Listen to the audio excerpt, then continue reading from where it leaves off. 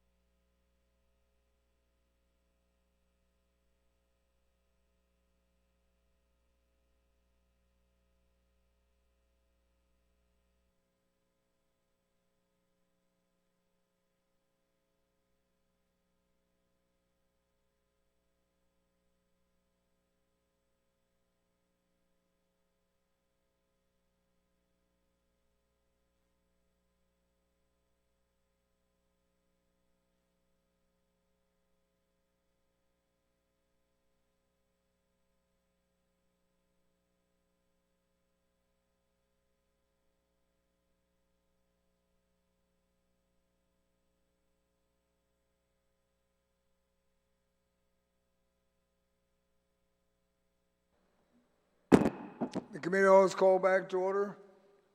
We are now on page 18, which is technically on part 2, Guam Academy Charter School. The next amendment is proffered by Senator Barnett. Senator Barnett, it's on page 19. Sir, your amendment. I think it's pretty much what It's thank you, Mr. Chair. Good afternoon to my colleagues. Hope you had a good lunch. Yeah, this is just run it back amendment from last budget session. The aim, of course, is to allow the Guam Academy Charter School Council to retain any funds that they would lose if they should lapse. And so that's what the amendment does. It's very simple. Hope my colleagues will support it, Mr. Chair. Thank you. Does anyone who would like to speak to this? This was handled the same way last year. Senator Brown, did you want to speak to that? Thanks, Mr. Chairman. I just have a similar question. I mean, do we have any idea how much money we're talking about?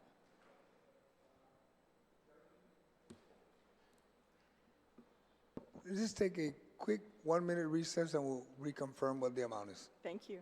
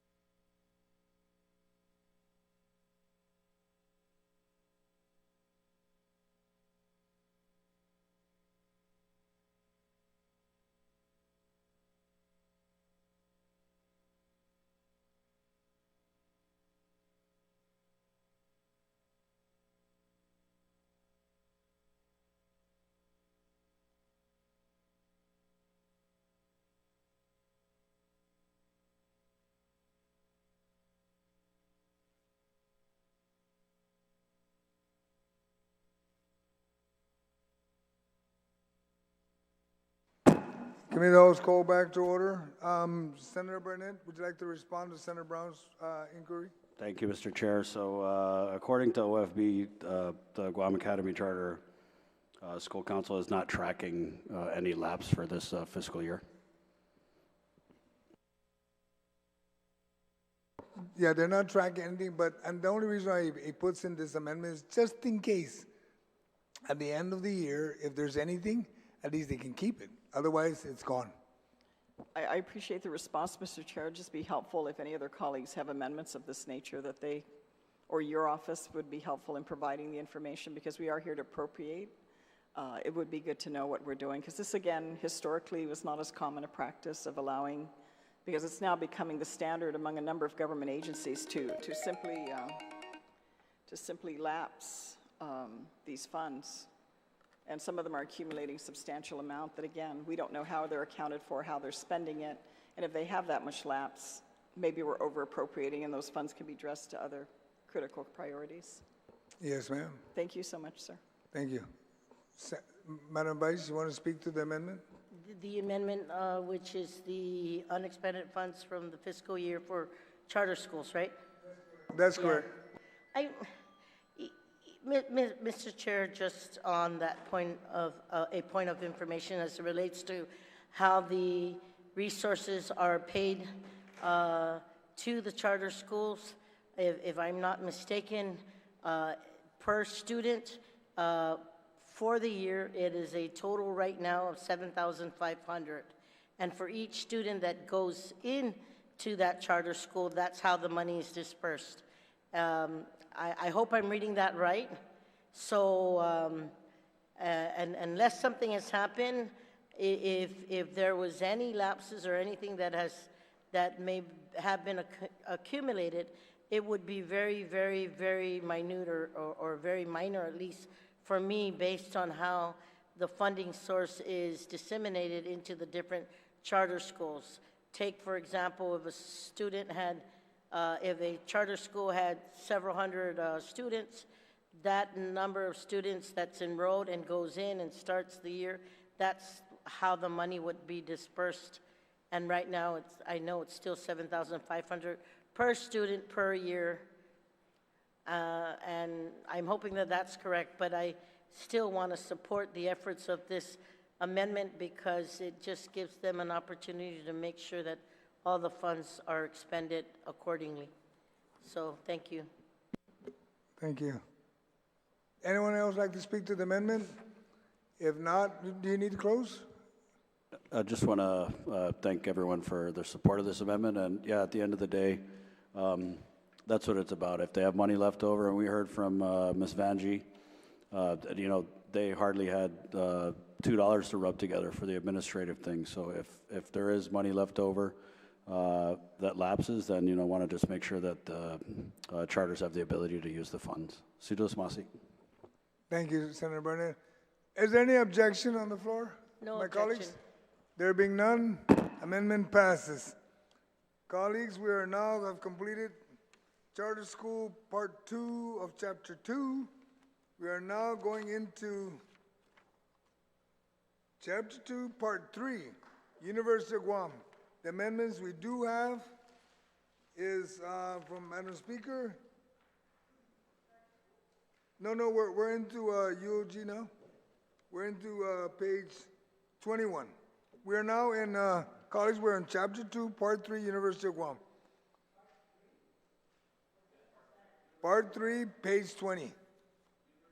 University of Guam. Okay, and the amendment is for page 21.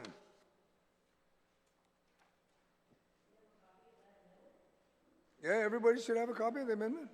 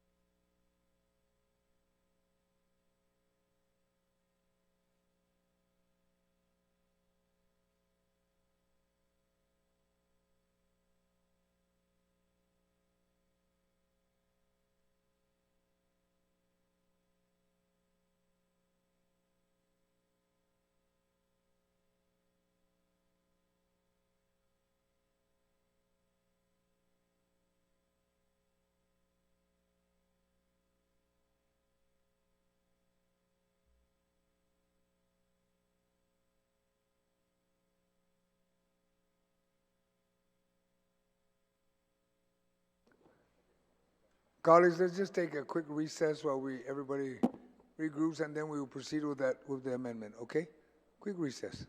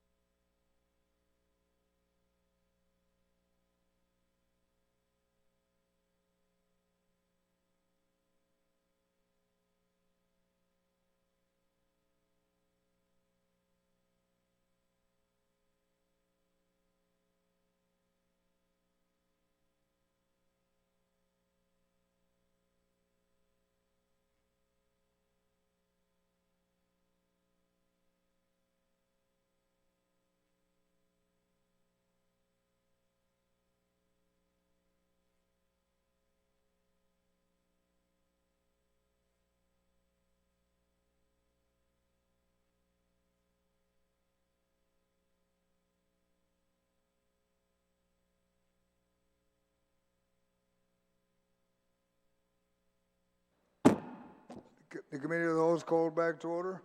Madam Speaker, you have an amendment on page 21, lines 7 to 23. Ma'am? Yes, thank you, Mr. Chair. So this is, we're talking now about the University of Guam's budget. And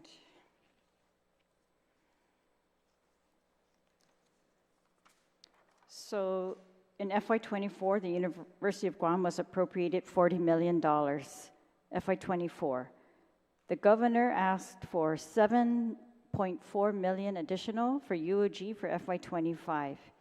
OFB has given UOG an additional $11 million for FY25 over FY24. That's an additional $11 million.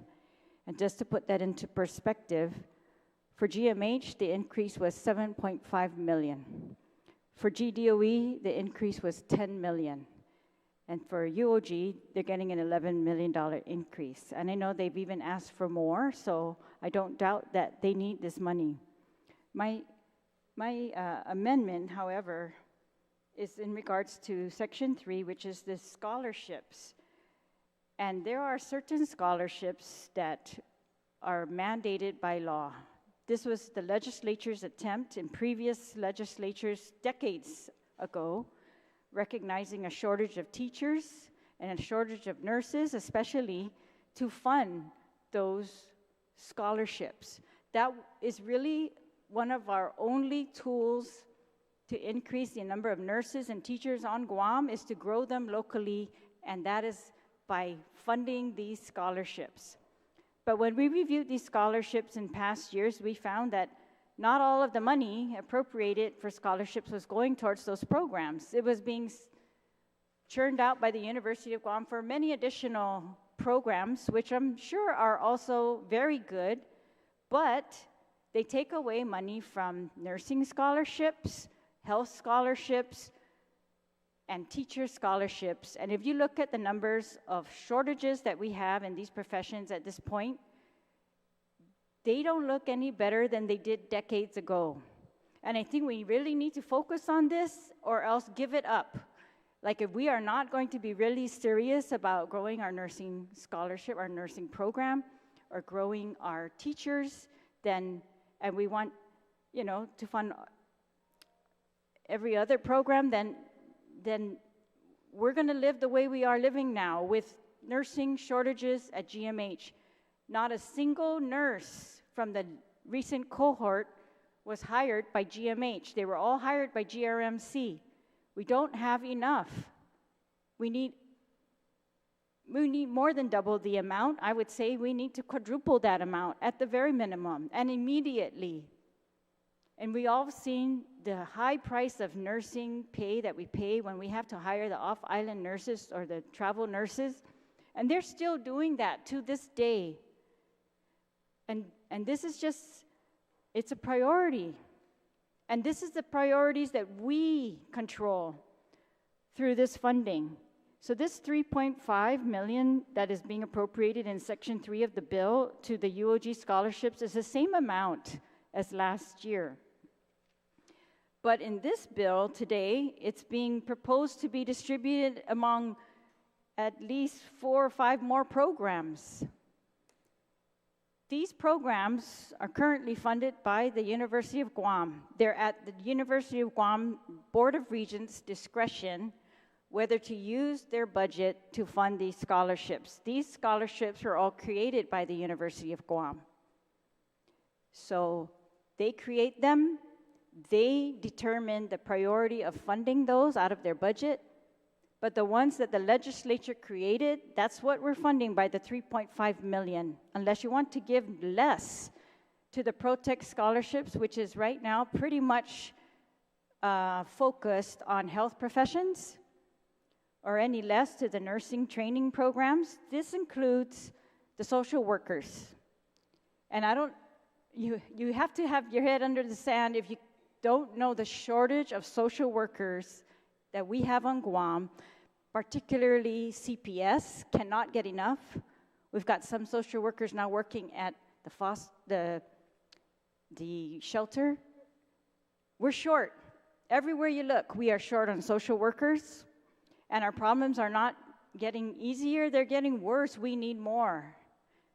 We need more nurses, we need more medical professionals, and we need a lot more teachers. And I can't remember the number, but I remember that the superintendent from education was in here talking about the current year statistics and how much shortage of teachers they have. So I'm just begging the body that we go back to last year's language, and we take out these extra scholarships and leave those with UOG to be funded. The bill allows that UOG uses their, in another section, it allows that UOG will use their funding to fund any of these other scholarships that they see fit in the amounts that they see fit. But this 3.5, I think it's necessary still for just these limited programs because we're still short and we're still not able to get enough. The bulk of the 3.5 million, 2 million of it goes to merit scholarships, and we can't take those away, merit scholarships, so that's 2 million. So it's really almost a nominal amount that we are investing to get nurses on Guam. It looks like they've set aside $450,000 for health, that's all health professions training scholarships. Sorry, $300,000 only. That's the investment that we are making to grow nurses on Guam. It's a little bit laughable, if you ask me, that that's what we're going to put to attract nurses or people to go into the nursing field. Same thing with the teacher corps. $140,000 is what between what the legislature appropriated and how UOG divvied it up. They only put $140,000 towards teaching scholarships. And I want to reiterate to them, as we have in the previous 2 years, that we still are in critical demand of these professions. We are the ones that are facing it in all our other agencies, and we need to remind UOG that these are the critical demand. And all of the other scholarships they can fund out of all of their other funding sources. But for this particular fund, we're going to fund merit scholarships, and we're going to fund these health professions and the teachers, and just a few others. It says it's the access to higher education, the First Generation Trust Fund. No money was dedicated to that last year, and the ProTech Awards. Again, the ProTech Awards, this is supposed to go to graduate level, where I think they were supposed to prioritize graduate level health professions, $400,000.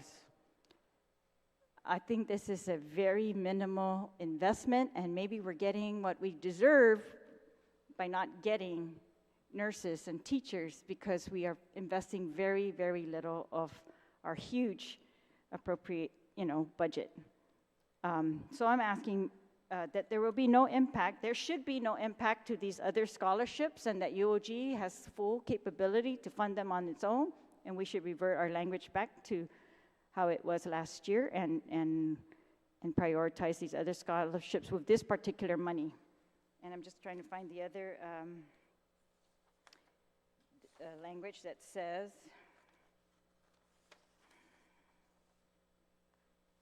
that they can use these funds to fund any other scholarships. And that's what they've been doing over all these years. So I ask my colleagues for support of that amendment, Mr. Chair.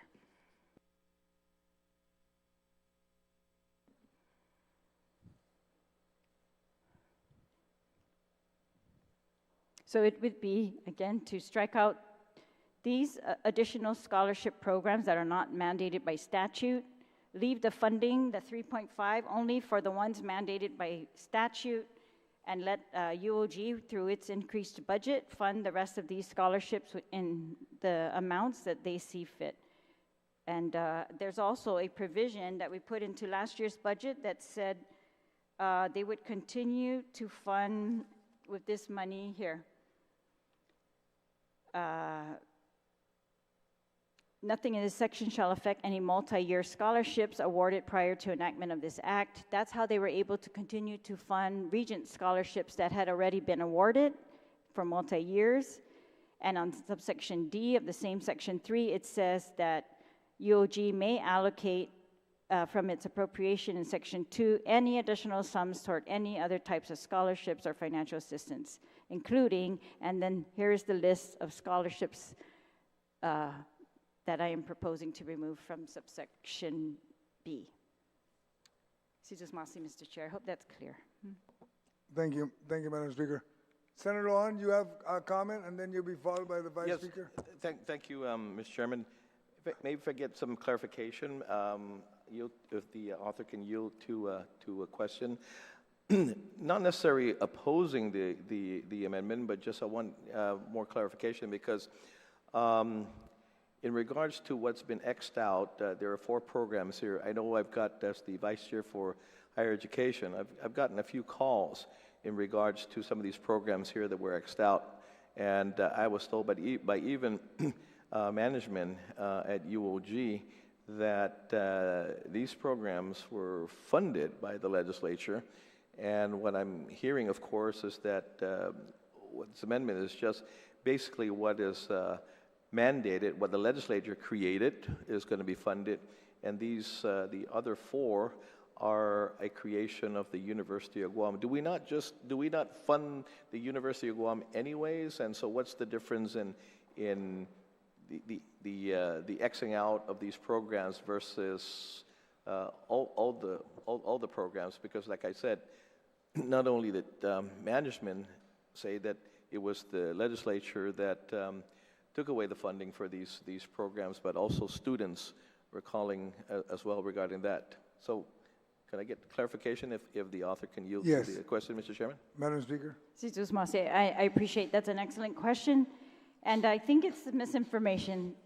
First of all, the students are being told by management at UOG that we are taking away money, that no, we are not taking away. We are dedicating the money to what we have mandated that money should be dedicated for. UOG took the money mandated for teacher scholarships and other scholarships in the past and dedicated to all these other places. But that just has given us the results of we don't have enough nurses yet. We do not have enough teachers. So I'm proposing that the scholarships that they have created, that they fund those out of their increased appropriation, and that we go back to dedicating this funding source towards the merit scholarships, $2 million again, and the balance, which is only 1.5. It's not enough, I think, for all these scholarships, unless we're going to get a trickling amount of nurses and teachers. Okay. In order to get a higher amount, that's why I want it to be focused. 1.5 is all we have left after merit, and it should go to those professions. Okay, so in the past, all these programs then, or what you're saying basically is that these 4 programs that were X'd out, that their budget is inclusive to be able to fund it based on their appropriations, minus, again, what the legislature had has mandated to be funded? If I understand your question correctly, yes. So last year we added into the bill this language in subsection D that says the UOG will fund from its general fund allocations all these other scholarships, right? And then they decide how many of those do they need, and what the basis of that is, what the priorities are. They can skip some, give some. That's all up to them. Yeah. You know, I don't have that figure in front of me, but what was last year's funding? It's the same. That's why I'm saying. That's why this is even okay. more important, because the amount is exactly the same. And last year we used it only for these, the ones above, the teachers, the nurses, the other ones. And so, I think by adding all these other, we're going to really dilute the 1.5 that's left after the merit amount. Yeah. Thank you, Mr. Chairman. Thank you. Madam Vice Speaker. Mr. Chair. You know, Mr. Chair, in my recent discussions with the University of Guam concerning their budget for the upcoming fiscal year, one clear request that was made to me was to look at and to restore the funding for its various scholarships. Familiar with that because we do have a scholarship, the BMF, the Bill Muñoz Foundation Scholarship also, that gives scholarships to students at both UOG and GCC. This amendment that I'm looking at, however, proposes we continue to, I guess, deny government of Guam funding toward financial assistance programs that will help many students, and in doing so, risk not graduating residents who can become like business owners, like civil servants, and like educators. And this amendment defunds the Board of Regents, the Henry Officiar Scholarship, which provides ROTC students who have lived on Guam for at least 5 years and who, if I'm not mistaken, have maintained a 3.0 GPA average with a $250 stipend to buy a textbook. This amendment, Mr. Chair, defunds the Regent Scholarship, which rewards students who consistently maintain a 3.5 or 4.0 with a partial or full waiver of tuition and fees. These are the best and brightest students UOG has, and that is that this amendment would take financial assistance from. The Regent Scholarship has been around for many, many decades. I know that because my sister Anne-Marie and my sister Buffy were both Regents, and Donna part of that. This amendment defunds the Marine Lab Graduate Assistance Program, which supports students from one of our shining stars, the UOG Marine Lab, a research leader not just in Micronesia, but all of the Pacific. And Mr. Chair, I just want to say that with that program, Guam is considered, with having the Marine Lab here, one of, if not the top 3, in not just this Pacific, but I think in the world. I think, Mr. Chair, what I believe in this because since our budget last year, there were concerns about all these other scholarships not being provided, and the opportunities for students who are just trying to make it in, who have the qualifying prerequisites and weren't able to get it. And I really believe that we should allow the university's Board of Regents the flexibility and the autonomy to dedicate the correct amounts to each scholarship it offers, and truly do not believe that it is productive for this body to say that UOG cannot provide financial support to its high-performing ROTC students or Marine Lab researchers, or indeed the best of the best overall who can earn a spot on the Dean's list or the President's list.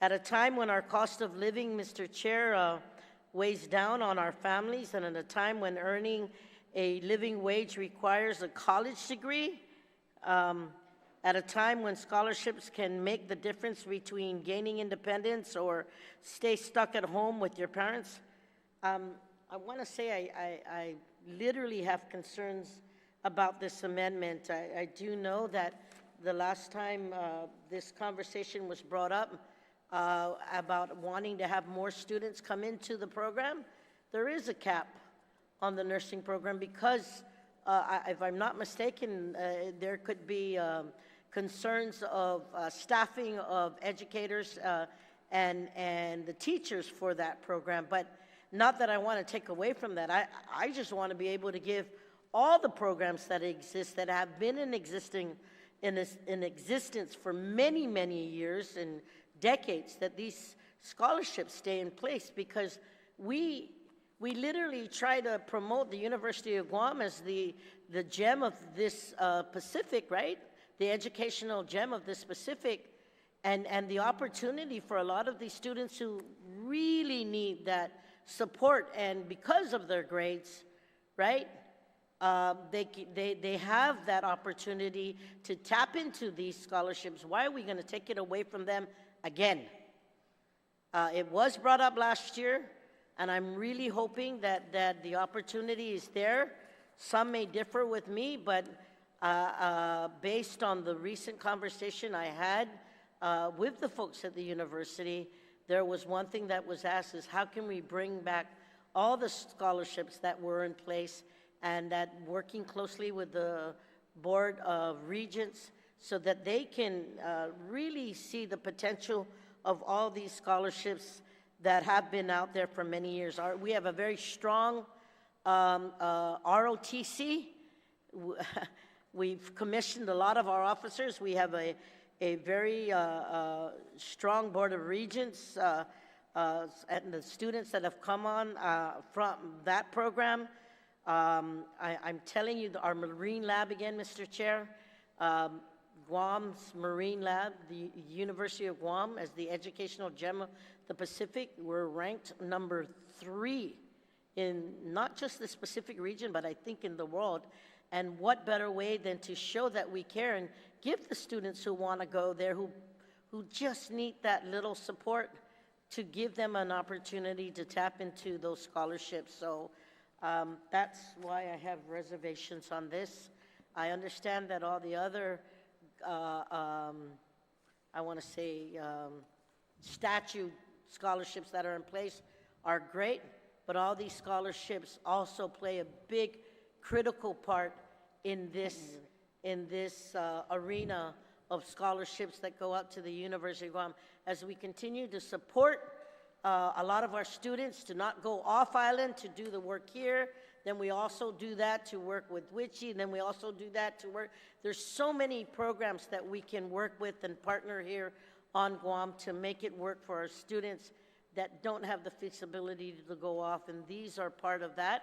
So I'd like to see that in. So that's where I hold my reservation in not supporting the Point of information, Mr. Chair. All right. Madam Speaker, point of information. The amendment I'm proposing in no way defunds the scholarships, as the previous speaker said. That's absolutely incorrect. That's how the rumors get spread around. It's wrong. We're not defunding those scholarships. Those scholarships were added this year, and they're taking away from these other scholarships. We're going to dilute the pool of the very little $1.5 million for scholarships. Now we're going to spread it out over all these people who are already this year funded by the University of Guam, according to their budget. If the university decides to fund salary increases versus scholarships, these scholarships, that's on them.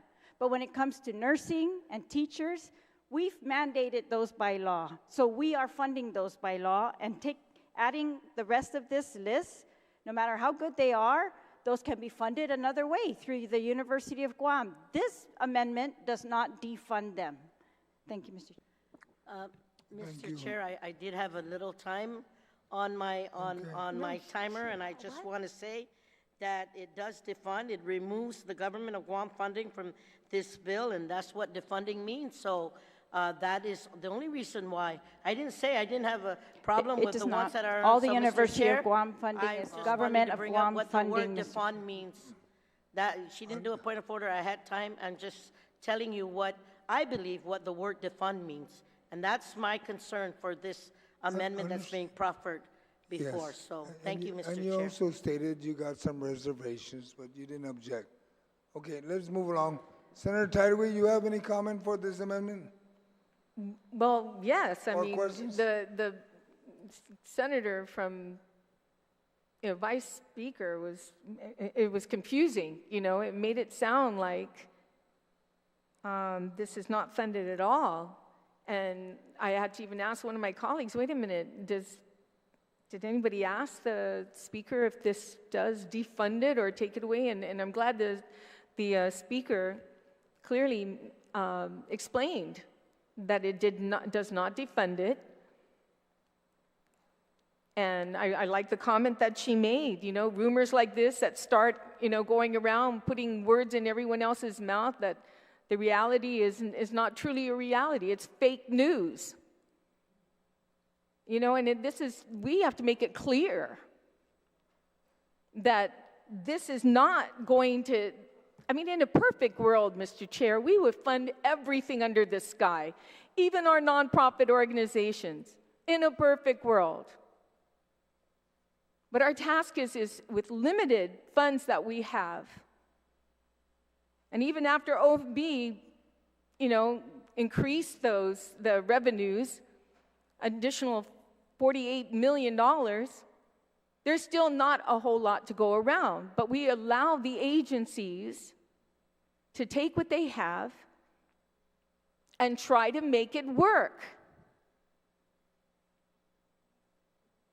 I don't see us not funding, and that's the question I have, Mr. Chair. If University of Guam was here right now, I would ask them, did you not put any funding for any of these, the Regent Scholarship, the Marine Lab, Graduate Assistant Program? Did UOG not fund them? Because if I'm not mistaken, the language is just trying to mirror what was in the FY24 budget. It's the same language. So my question is, did University of Guam not fund the Marine Lab or Advanced High School Program? Mr. Chair, were you able to find that out? Were you able to find out that they didn't fund these guys at all? Because it's the same language as last year. Colleagues, a real quick statement. If you look at the amendment and then turn page 22, what was struck out in 21 is still in 22. It's like the speaker said, if you want to continue it, use it, then you fund it yourself. And all the speaker was stressing is that this is the importance in her amendment. That's all she was stressing. So yeah, that's why I think it's pretty much, it solves itself. So if you have something else you wanted to add to it, I mean, we can, I understand where you come from, but is there anything else you wanted to bring up? Well, just to ensure that none of these other areas are left without. But again, my question was, did the University of Guam, because the language is the same, you pretty much mirrored from the FY24. I can pull up the FY24 budget and look at it. I'm going to assume it does. Yep, it mirrors the same. So my question now is, did University of Guam not fund these other areas, the Advanced High School Program, the Administration of Financial Assistance? And they probably did, Senator Tideway. And they did. It's probably just a small portion of money, because they only have so much money, so a small amount of money, so it's still there. Thank you. No matter what. It's still Well, that makes sense. Okay, then there's really no reason why this amendment should not pass. We're just mirroring what you guys did last year. I mean, I noticed too, did the comparables from FY24 to FY25, you have a lot of things that are very similar. I don't think there's an objection on the floor yet. Well, I hope not, because, so if reservation has. Okay, so you have anything else you wanted to say, or if not? No, I just wanted to clarify that, Okay, I just wanted to make sure, because if there was someone saying that, oh, these guys are never going to get, funded, the Marine Lab or the Advanced High School, because at all, it's not going to get funded, then I wanted to make sure that the listening audience said that's not true. Understood. Okay, thank you. Did you have a point of? Yeah, I have a point of information. Okay. The same amendment was made last year, and it wasn't by OFB, so I just want to say, moving forward, that's why I had my concerns. But now, Mr. Chair, based on that, then I will seriously think about my objection at the end of this amendment. Point of information, Mr. All Chair. right. The comment I made was that it mirrored the same thing as FY24, whether if it's OFB or anyone else putting in it, OFB followed the same structure in the FY25 budget. All right. Before, I know I saw two hands goes up. Senator Canantha, you had a question or comments you wanted to make on this amendment? I just have a point of inquiry, Mr. Chair, on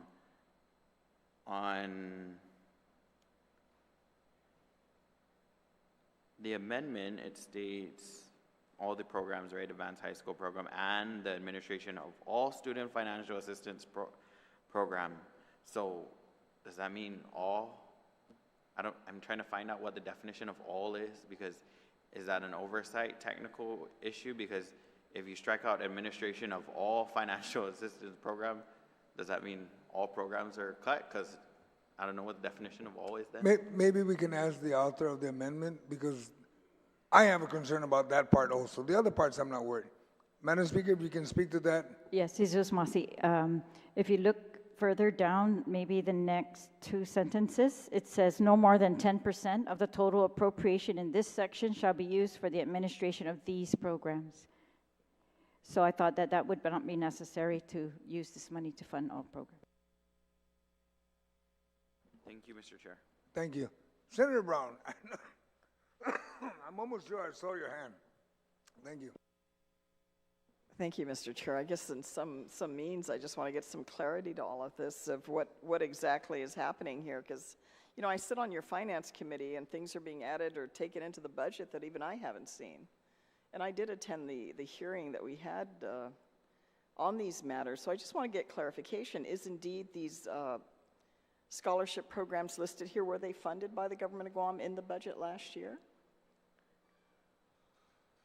It was probably in the budget, but it's up to UOG on how much money they put in each of the scholarship. That's on them. So is this going to adversely affect the nursing program and the educational program? I mean, I don't like going through the public hearing process when we're here because things are added. I mean, there are things put in this budget. I sit on your committee, and I don't know how they got on. Let me know the secret through the back door so I can, you know, put my amendments in and get the things I want funded. I don't want to see this kind of confusion on the floor. I myself, Mr. You know, Chair, I graduated from the University of Guam. I was a Merit Scholar recipient at the University of Guam. I was a Regent Scholar recipient at the University of Guam.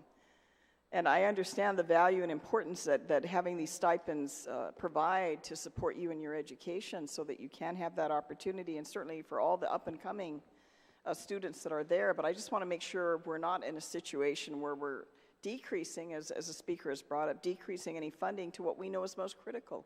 I agree with Senator Tell. I'd love to fund everything under the sun as well. But at the same time, how are we addressing the critical priorities that we need in our community?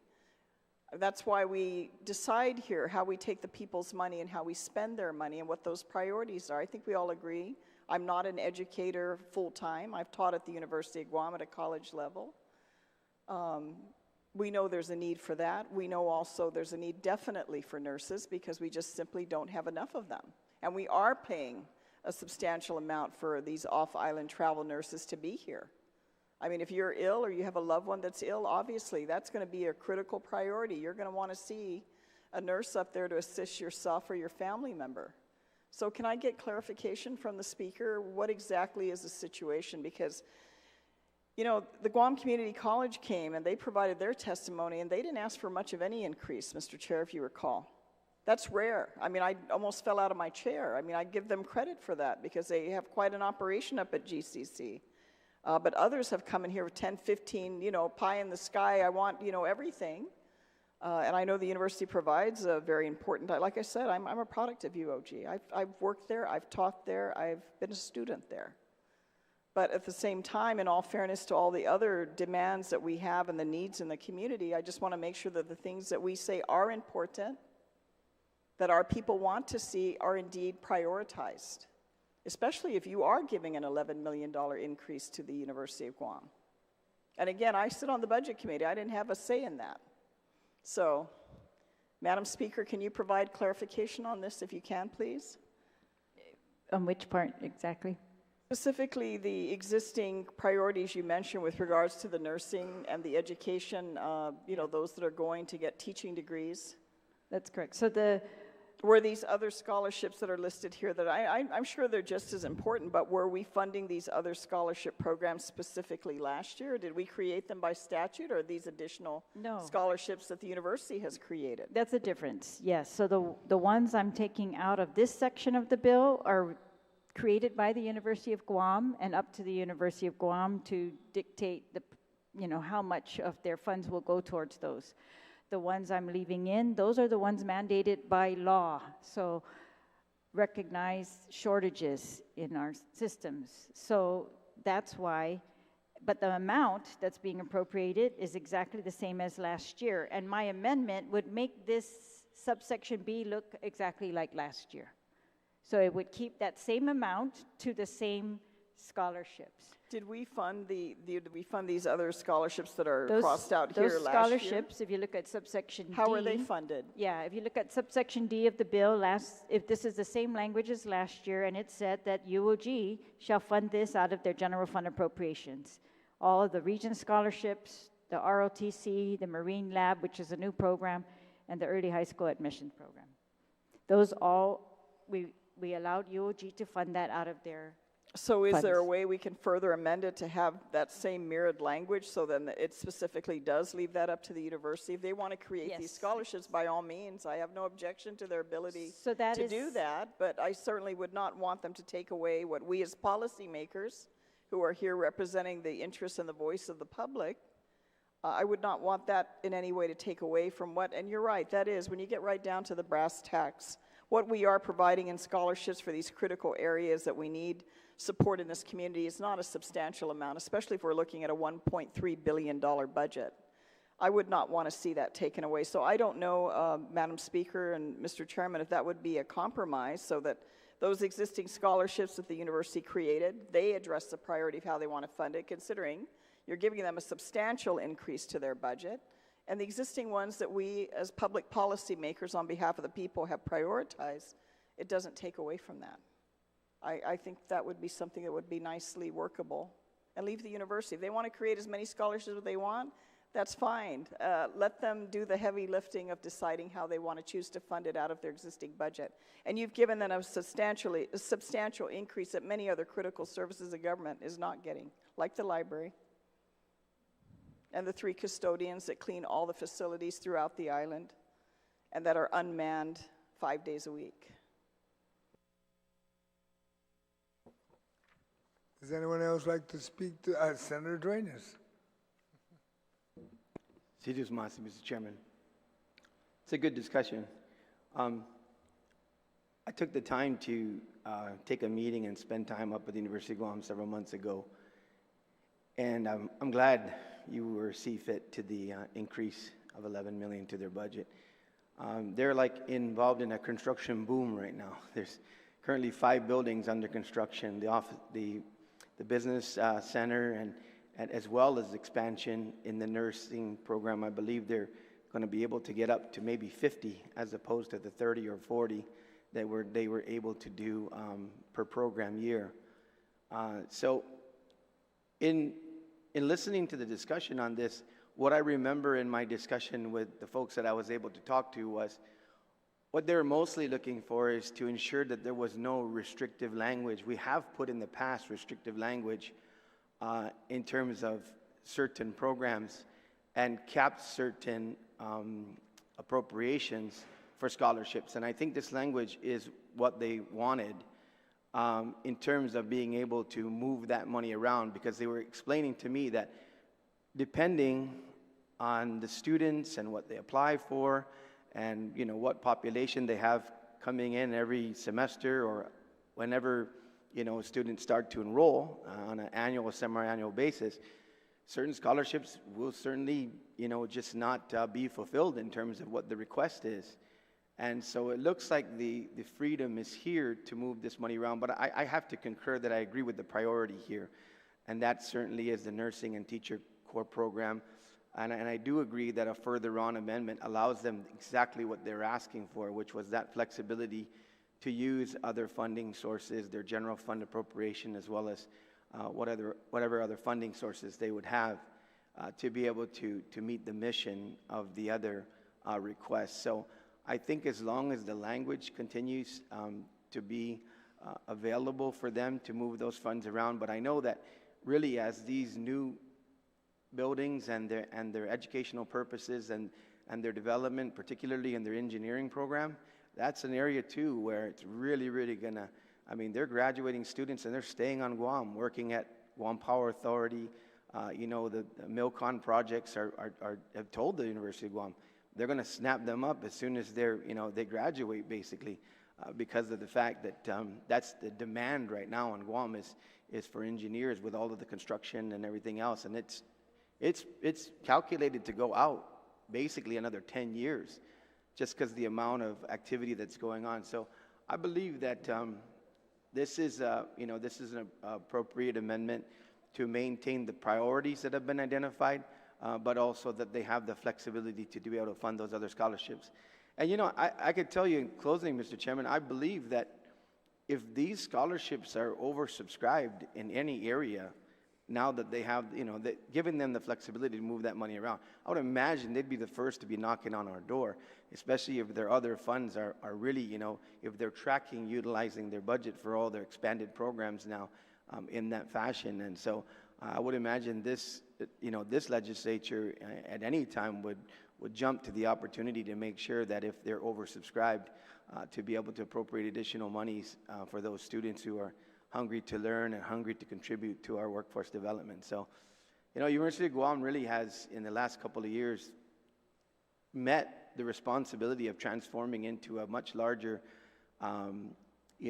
workforce development university in demand-driven jobs, and jobs now that are really calling for what we need on Guam to try to get our young people educated, to stay, and to continue to be productive members with good salary jobs, which is what we're trying to do to make sure that we can keep them from moving off island like many others have. So I think this is a good amendment. It does identify the priorities, but it does not delete those other programs. It simply has them funded in another area. So for that reason, Mr. Chair, I support the amendment. Suzus Masi. Thank you. Senator Barnett. Suzus Masi, Mr. Chair. I too rise in support of the amendment, and the way it really prioritizes a lot of these positions that we're really in need of in the government of Guam. And I think just a simple read of this chapter and section, subsection D here, there's nothing that prevents the University of Guam from funding out of their budget any of these other scholarships or assistance programs. And yeah, I have to say, I recall last budget session, we did the same thing. And I was scratching my head at some of the media reports which said that we defunded or somehow took away money for scholarships, which again is clearly not the case and is clearly misinformation. I'm not sure what purpose that misinformation serves, but again, we have very critical needs in the government of Guam, on the island of Guam, and directing this $1.5 million that remains towards scholarships that will address and fill these critical needs, I think is a real no-brainer. And again, there's nothing that stops the University of Guam from funding these other scholarships, the Regents Scholarship. That's all fine and dandy. If you want to give those out and get your picture taken, then you can do that with the existing funds in the budget. But I think it's very much in our wheelhouse as a policymaking body to decide, hey, this is what we're looking at every day. There's a constant convoy of people who come into these public hearing rooms and talk about, critical shortages, whether it's social workers, teachers, any variety of professional or technical positions. And so rise in support of the amendment, and just really hope that since there's nothing that prevents the University of Guam from funding these other scholarships that were not created by the legislature, I really hope that we are spared the misinformation and any ensuing propaganda campaign that would seek to malign senators in this body who support really the strategic. Mr. Chair, on a point of personal privilege, Yes. I'm not maligning or doing anything. Okay. I do it as Mr. Chair, received I didn't address any Okay. member. I take personal offense to that, sir. Thank All you. all right, thank you. Senator Barnett.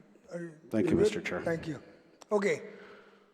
Anyone else like to speak? If not, I'll ask the speaker to close it. Oh, Senator Blas, followed by Senator Parkinson. Thank you, Mr. Chair. Mr. Chair, I see this amendment actually is just a matter of being able to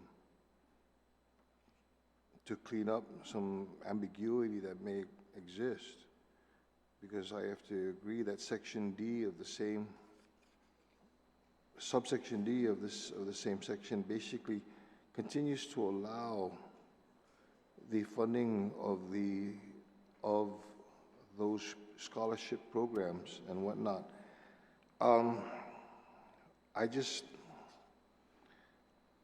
Section A says that there's the sum of $3,565,285 as to be appropriated for these scholarship and financial assistance programs. There was a mention earlier about there was only $1.5 million in existence for that. Where's the $1.5 million? Where did that come from? I guess I'd ask the speaker, the author of the amendment, Please. because she mentioned something to the effect of 2 million was from merit. Maybe you can answer that, why it became from 3 million, it reduced from 3.5. You mentioned earlier about 2 million for scholarship, ends up with only 1.5. That's what Yeah.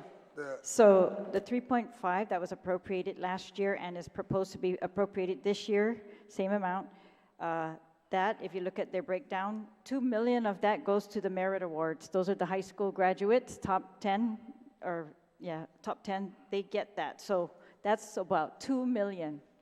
So the only remaining from the 3.5 is about 1.5. And the way they divvied that up in 24 was $300,000 for $300,000 for health professions training scholarships, $400,000 for the ProTech, $140,000 for the Yamashita Teacher Corps, $298,000 for the Access to Higher Education Award, and $250,000 for the Board of Regents multi-year scholarships that we allowed to continue if they had already been awarded.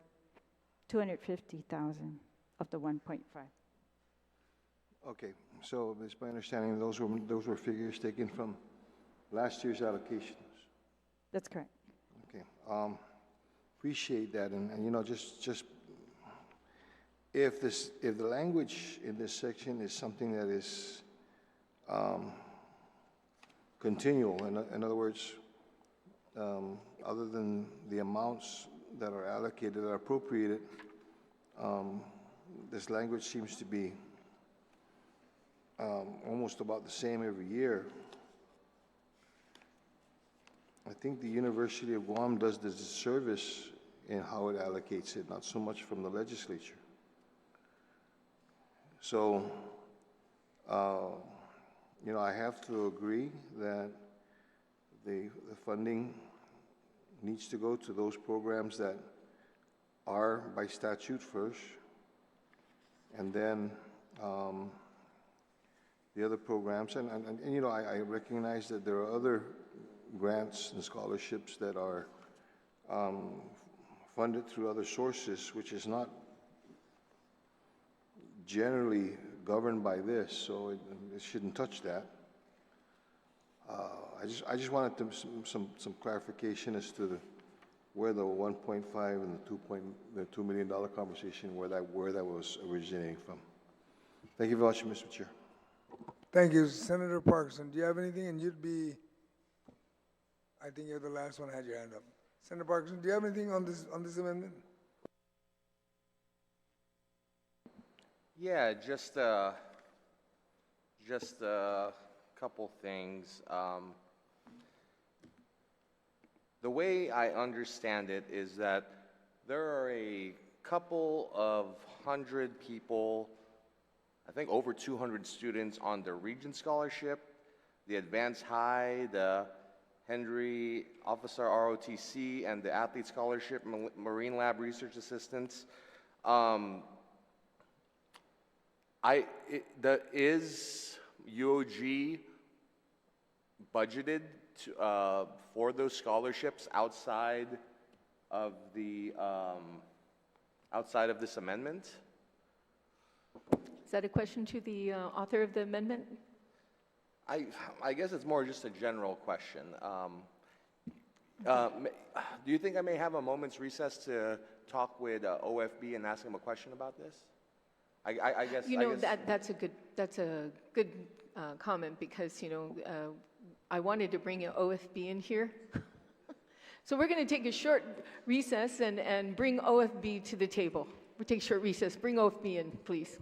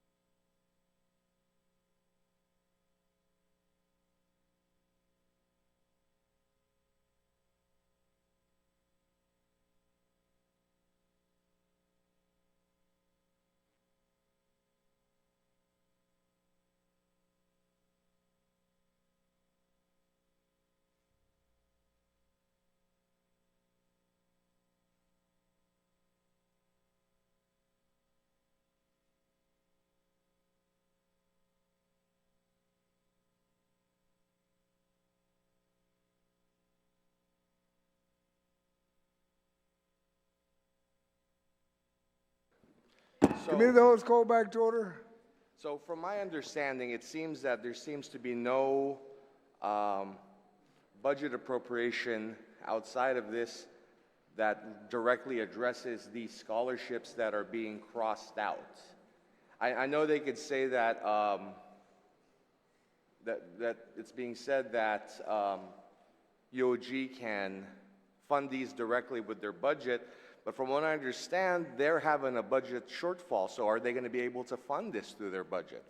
So I don't know. I feel some ambivalence about removing these scholarships, and so I think I'm going to object to this amendment, sir, and with that, I'll yield the rest of my time. Thank you. All right, thank you. Anyone else like to speak? Otherwise, I'd ask the speaker to close. Ma'am? Thank you, Mr. Chair. Again, these scholarships that we want to sustain with $3.5 million, the same amount as last year, that's one thing, and it's such a small part of our overall budget. That's 3.5. 2 million of that goes to merit scholarships. That's for the top 10 high school grads from each school to go to University of Guam. We're funding that. The taxpayers of Guam are funding that. Previous legislatures decided we needed to prioritize certain things or we're not going to have enough. And they were correct. We have a critical shortage in nursing. We have nurses. We have a critical shortage in teachers. And we have a critical shortage in social workers. And if we don't pass this amendment, we allow the University of Guam to do what they did in previous years, which is take money from those programs where we have a critical shortage and put it into other programs where we might not have such a critical shortage. And what we have done is allowed the University of Guam to fund every other scholarship that they want to create out of their budget. It's up to them. They decide whether they need it. They created the Marine Lab Graduate Assistance Program. They created the Regent Scholarships. We actually funded that. This amendment allows them to continue to fund the Regent Scholarships, which I agree with the previous speaker, is probably the bulk of these scholarships. They're not putting the bulk of the money towards teachers. In fact, the least amount of money is going towards teacher scholarships. And we were so focused on facilities, we didn't even get to talk about the teacher shortage. And I just don't find it conscionable for us, while we listen to CPS talking to us about the 600 kids that they have in their system without social workers, the teachers, the students in classrooms without teachers, the Guam Memorial Hospital who didn't get a single teacher single nurse from UOG in the last cohort. That's correct, because we had to increase nurses' pay, which we have done. But pay alone cannot do it. We have to build enough nurses to fill our community. We have nursing needs at all our hospitals. We have nursing needs at public health. We have nursing needs in private clinics, but most especially we have nursing needs at GMH. And by allowing the dilution of the mere 1.5 million that should be going towards those priority shortage critical areas to be used on all these other areas, it's setting us back, I think.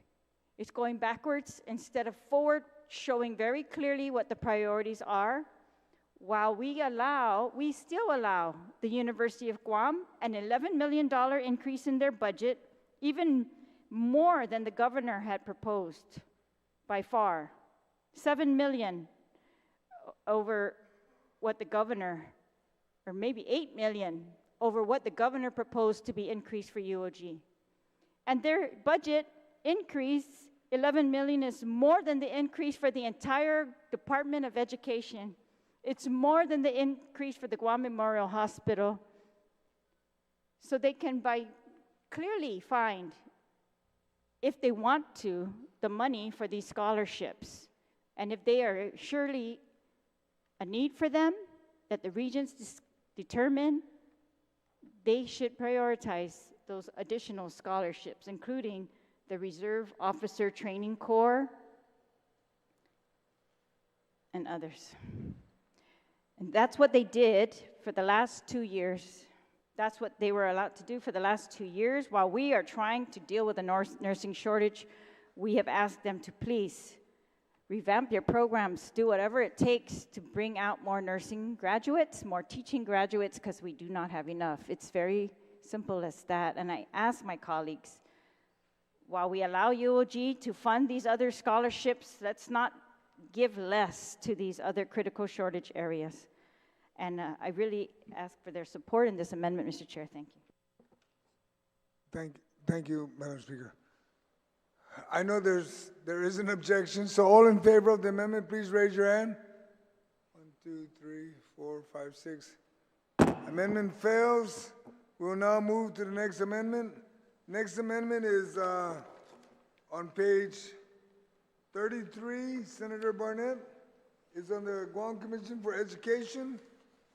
And as you asked for this amendment, I know the question is going to be asked how much money they got. Mr. Chair, I'd like to, Yes. based on that, make another amendment for the University of Guam.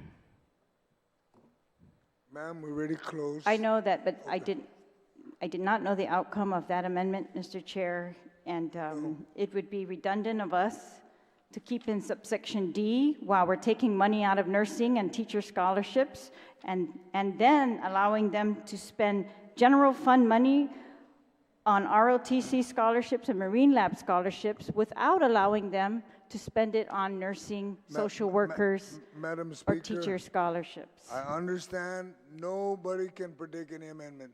We just have to move with it, and you can communicate that with the UOG on what they're doing up there. Mr. Chair. Understand.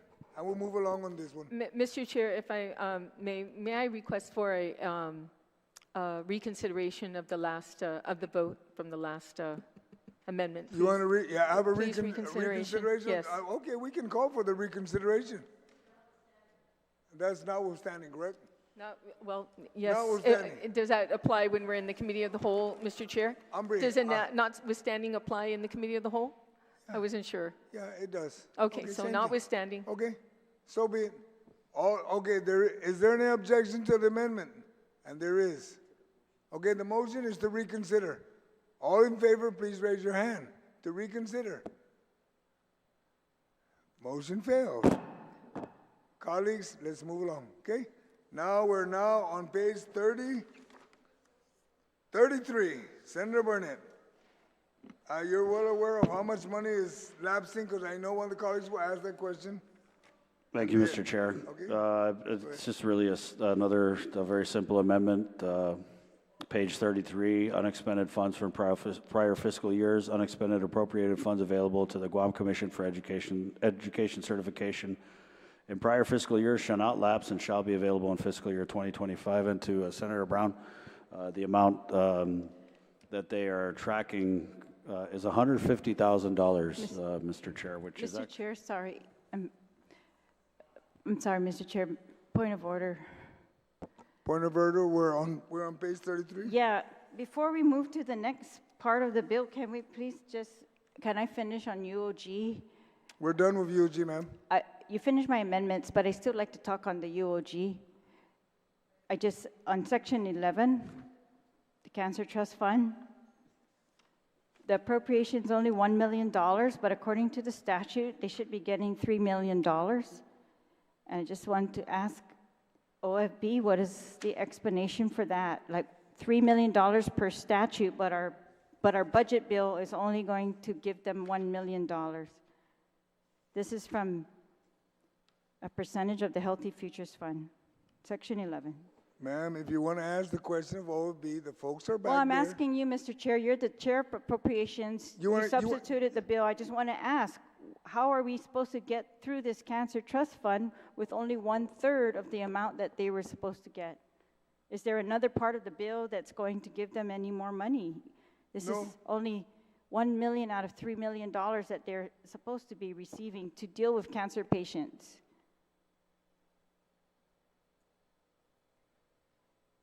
Okay, we're going to take a quick recess at this time, okay? And then I'll get back to your issues, but we are already in a motion ready that was already stated. Okay, recess at this time.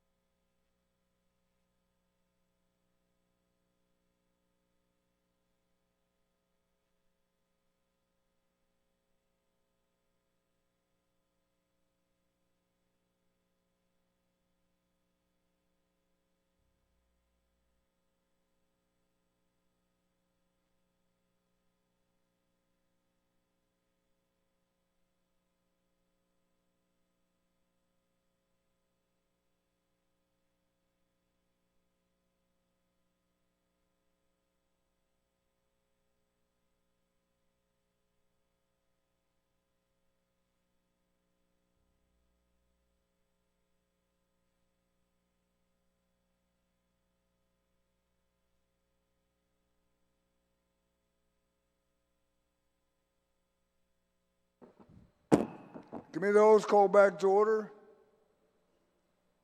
Number one, let me make it very clear. Colleagues, so everybody's listening, okay? When we start each chapter and each part, we address amendments, correct? If any of you want to speak about it, you raise your hand and then I recognize you. Not wait for somebody else to decide. That's one. Number two, the question she asked was about the $1 million. Why the 1 million? I'm going to answer it. And then we're going to move along, okay? Why only 1 million in the Guam Cancer Trust Fund? Number one, the explanation I got from OFB, number one, Healthy Future Fund's not tracking it. Good. The governor requested $1 million. There's the million. Mr. Chair, yeah. Okay? Okay, wait. Hold on, colleagues. I answered the question. If you have any other concern, OFB's there. Head on back like I did. Everybody has time to walk by. You need a recess to go and answer questions? Ask. Get up and go and ask. Senator Barnett and I dealt with that with all the different amendments. Point of information, Okay. Mr. Chair. Point of information. Go ahead. It was stated by OFB when they were here, certain areas that the shortfall in Healthy Futures Fund is going to be taken care of by the general fund, like behavioral wellness. They took $6 million from the general fund to make up for the shortage of the Healthy Futures Fund. So why is it okay to do it for one agency, but something as critical as the cancer fund is not being done the same way? That's not fair, especially by law. It says 75% by law. So why is it one over the other? Do I have to go to OFB and ask them, okay, then why did you subsidize behavioral wellness? Because there's a shortfall in the special Healthy Futures Fund? And then why didn't you do it for the cancer care? You know, every year we are shortchanging this area. And you and I both, how many fundraisers have I seen you at, Mr. Chair, that we've gone to when people have cancer and they need assistance? So they have to have these fundraisers because there's not enough at the University of Guam when they go there to seek assistance to go out off island for people with cancer. Why are we shortchanging them? We are shortchanging our people. So this doesn't make any sense. Now, it's already through. You put it down. Is there another opportunity to increase that? The same way we did the last time. We increased it using excess revenue. And we can do that on miscellaneous. On chapter 11. Well, I just wanted to speak to that because we have to stop shortchanging a critical area that our people rely on, the people who are sick and their families, where there's not enough doctors here on this island, especially if it's a specialized cancer. So, Mr. Chair, it's just unfair that OFB did not give the same courtesy when creating the budget bill. Don't say because we're shortchanged on the Healthy Futures Fund, because you accommodated other areas that fell short. Thank you. Okay, thank you. Now, Mr. Chair. Madam Speaker, what do you have? Because we're going to get back to our motion that Senator Barnett has. What do you have, ma'am? Yeah, just to conclude, if I understand correct, the 1 million is not the statutory amount that should be allocated to the Guam Cancer Trust Fund. Even if the the Healthy Futures Fund is tracking lower, we should still get the same the percentage from that fund that is mandated by law. And so the 1 million is less than that percentage, correct?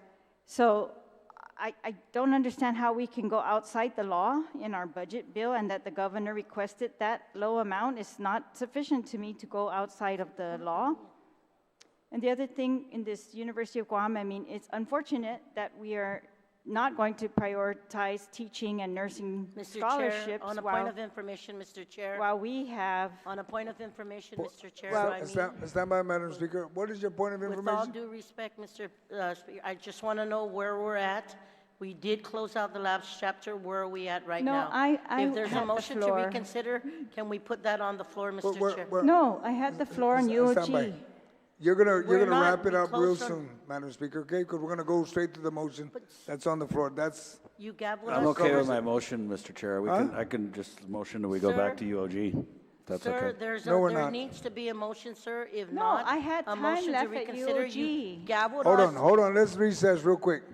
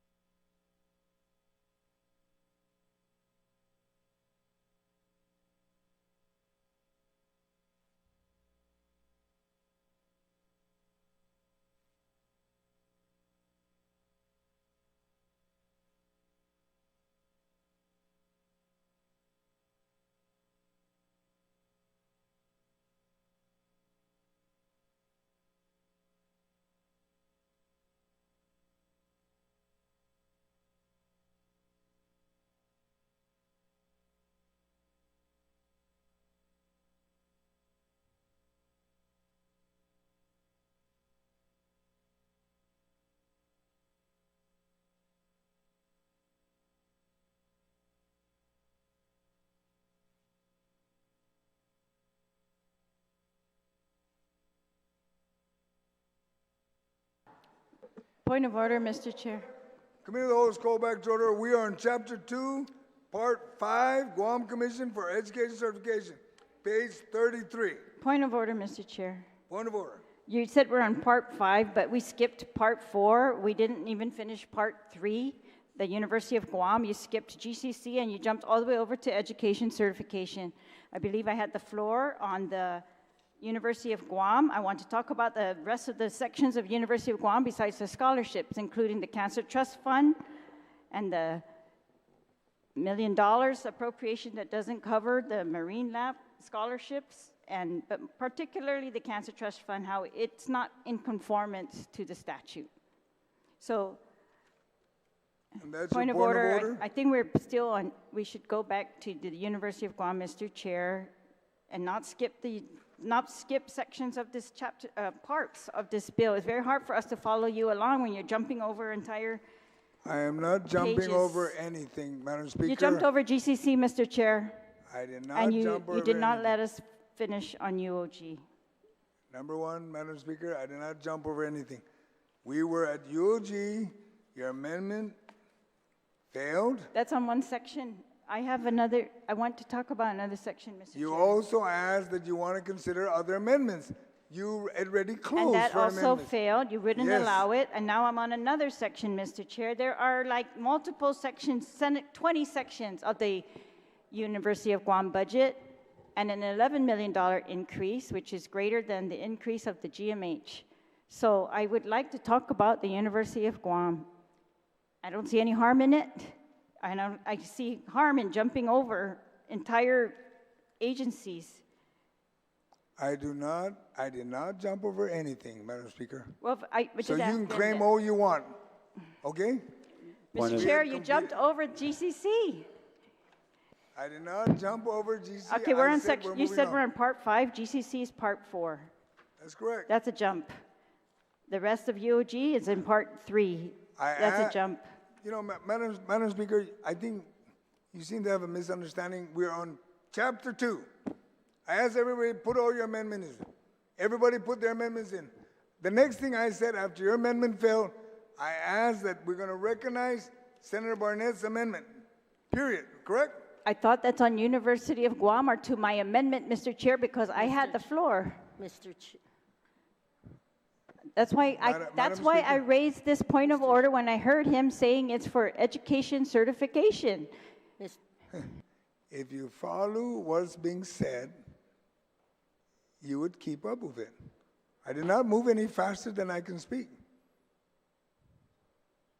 Okay? I don't find that cute, Mr. Chair. And with that, all I'm point- saying is that we're done with UOG. Point of information, Mr. Go Chair. ahead, Madam Pierce. Thank you. Senator So Pierce. the rules of engagement states, the chairman will ask if there are any questions or comments on the section or chapter. And if none, will declare that section or chapter is completed. So if we go back to what you said, are there any amendments? You didn't ask for comments. So, and this is the job of the facilitator, is to go each section by section. So really, you're changing the rules in midstream. If you're going to jump from just one amendment to the next, you're not allowing the body to speak on a particular section. So this is what it stated in your own rules of engagement. And by not allowing the dialogue for that section and just looking for amendments, it doesn't abide by what the rules state here.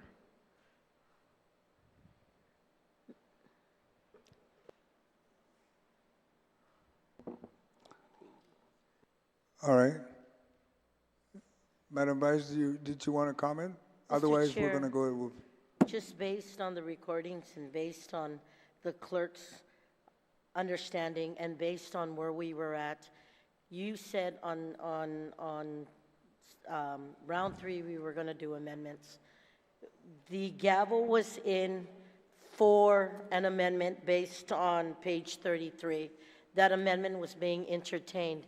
In order for something to be reconsidered, there must be a motion. If it's ruled out of order by the chair or if there's any concerns, then somebody has to overrule the presider. And if that amendment gets passed notwithstanding and gets a majority, then we can do. But because the amendment fails, then we move forward. Mr. Chair, you noted as the chair, with the clerk's nod, that we were on page 33, chapter 2, part 5.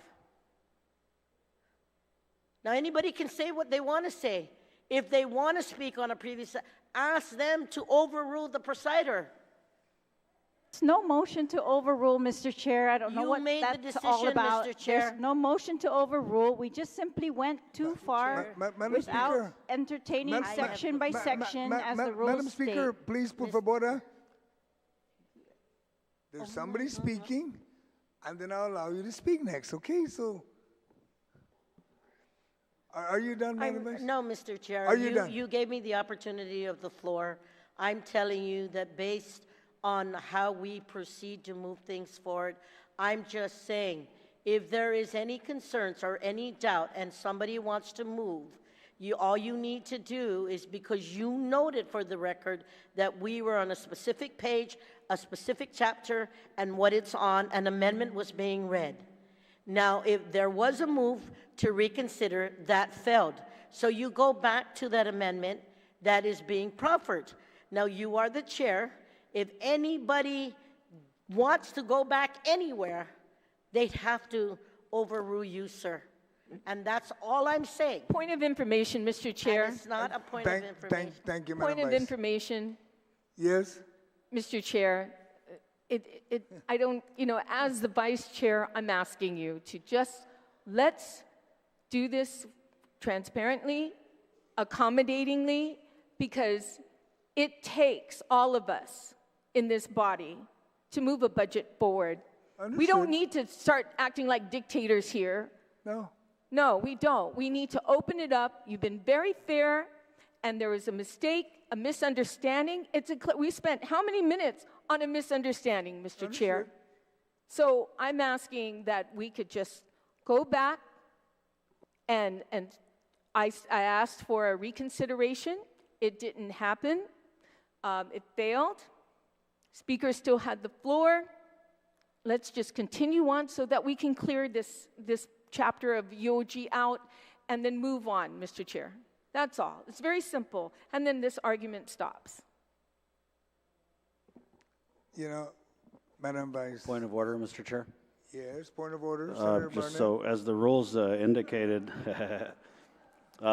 every section you're supposed to ask if we have questions or comments, and so I believe we were on section 3, which means you didn't ask the members if they had questions or comments for section 4, 5, 6, 7, 8, 9, 10, 11, you get my drift, all the way up to section 20 of the University of Guam, and then you skipped entirely chapter 2, part 4, which is the Guam Community College. So just on the point of order, Mr. Chair, I think it's clear the rules state that you're supposed to check with us if we have questions or comments on each section, and that didn't happen. And that's kind of why I was flustered when you called for me on my amendment, because I know that I didn't have any amendments until a little bit later on, and I wasn't prepared for all of these sections and an entire chapter of the Guam Community College to be skipped over, Mr. Chair. So just on that point of order, I ask that we go back to section 4 and that the body again be offered the opportunity to ask questions or comment on each of the sections in the bill, sir.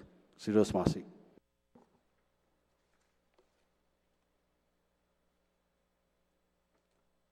So, Senator Barnett, you're asking we go back to part 4? We're in part 5, go back to part 4, correct? No, part 4? Which one did you want? Did you ask? Oh, Mr. Chair, so we were, the speaker, I believe, was trying to amend section 3. The amendment failed, which, and I don't know if anyone else was offered the opportunity to comment or have questions on section 3. So I'm not sure if we're on section 3 or we move forward from section 4. From her last comment, she was going after section 11 on the Guam cancer. Okay? And she got an answer. For it, everybody got an answer on why 1 million is given. Do we need any more to discuss when you already got an answer? Or do we need to go to the next section? Are we good? Huh? You still want to discuss section 11? Point of information, Mr. Chair. I was the one that brought up, I had a whole conversation on the cancer care. I, didn't allow speaker to finish her comments on it. So, I apologize for that and yield. So you're done. I'm done. Speaker Talai, what comments do you have for section 11? Mr. Chair. Again, a certain percentage of the Healthy Futures Fund, according to 11 GCA 26603E2, is supposed to go to the Guam Cancer Trust Fund. This is supposed to go to direct patient care, direct cancer patient care. And it actually has been successful in getting to the patients. This is what they are using to pay for off-island travel for those who need to go off-island for cancer care. It pays for supplies, which are costly and not covered necessarily by the insurance companies. So these costs and services, it covers screening and many other things. So my only issue is that while perhaps OFB and the governor want to give a set amount of $1 million, the $3 million that was given last year, as you said, was not even the percentage that they should be getting according to the law. And this $1 million is not at all the percentage that they should be getting according to the law. And I just think it should be restored to the percentage according to the law. So that's on section 11. I just wanted to point out as well, in other sections, should I go on? Okay, you're in section 11, you're in section 12 now. Okay, so for me... We're going forward, ma'am, okay? So well, if anyone else wants to talk about section forward. 11, okay. I can Anyone stop. else like to speak on section 11? If not, we'll move along. None, nobody else. You, ma'am, Madam Speaker. Section 12. Yes, so I just wanted to point out, so this is a legislative appropriation. Again, this is all general fund, taxpayers' money going towards University of Guam. And there's a $500,000 appropriation here. I believe there's one earlier. I'm trying to find that. But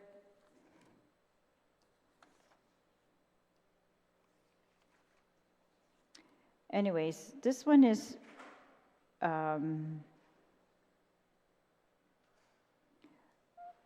the Center for Island Sustainability. And this, I believe we also fund, I'm trying to find that, Mr. Chair,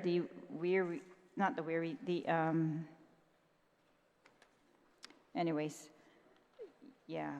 So part of this is supposed to go towards matching initiatives, but I just wanted to point out as well that despite this appropriation for several years now, UOG wants to take the nursing and the teaching scholarship money to pay for a marine lab graduate scholarship and to pay for ROTC scholarships. What section are you on, Madam Speaker? I was just commenting on section 12. Okay, we're in section 12. Okay, so yeah. That's about Guam Green Growth. And your comments, ma'am? Yeah, no, that's it. And so on, and okay. Section. All right, now we go to section 13. Oh, I'm sorry. We're still on section 12? We're on section 12. Okay. Are you going to ask if there's any questions? Anybody else have any questions? Anybody else have a comment for page 25, section 12? I do. Okay, go for it. Thank you, Mr. Chair. Thank you, Mr. Chair. With the $500,000 that's been appropriated to the G3, this is actually, they've got a huge infusion at the very beginning of this program. And we're under the impression that a lot of the federal grants and funds would help fund this G3. And I was just curious, Mr. Chair, what is the lapses? Has OFB asked, or the University of Guam, if there's been any lapses of the $500,000 that we been appropriating every year for this program? Has the University of Guam come up with a information with this, Mr. Chair? How much lapses are left over there? Or they At UOG? Yeah, UOG, for the $500,000 that's been appropriated every year. Have they been utilizing the full $500,000 every year, Mr. Chair, is the question. This is coming from general fund money, so it's not like it's federal funding money where they probably have a timeline in which they have to expend it. So the question Correct. is, right, this is general fund. That's correct. Okay, so the question is, have they utilized the full $500,000 every year? Stand by. No problem. Thank you, Mr. Chair.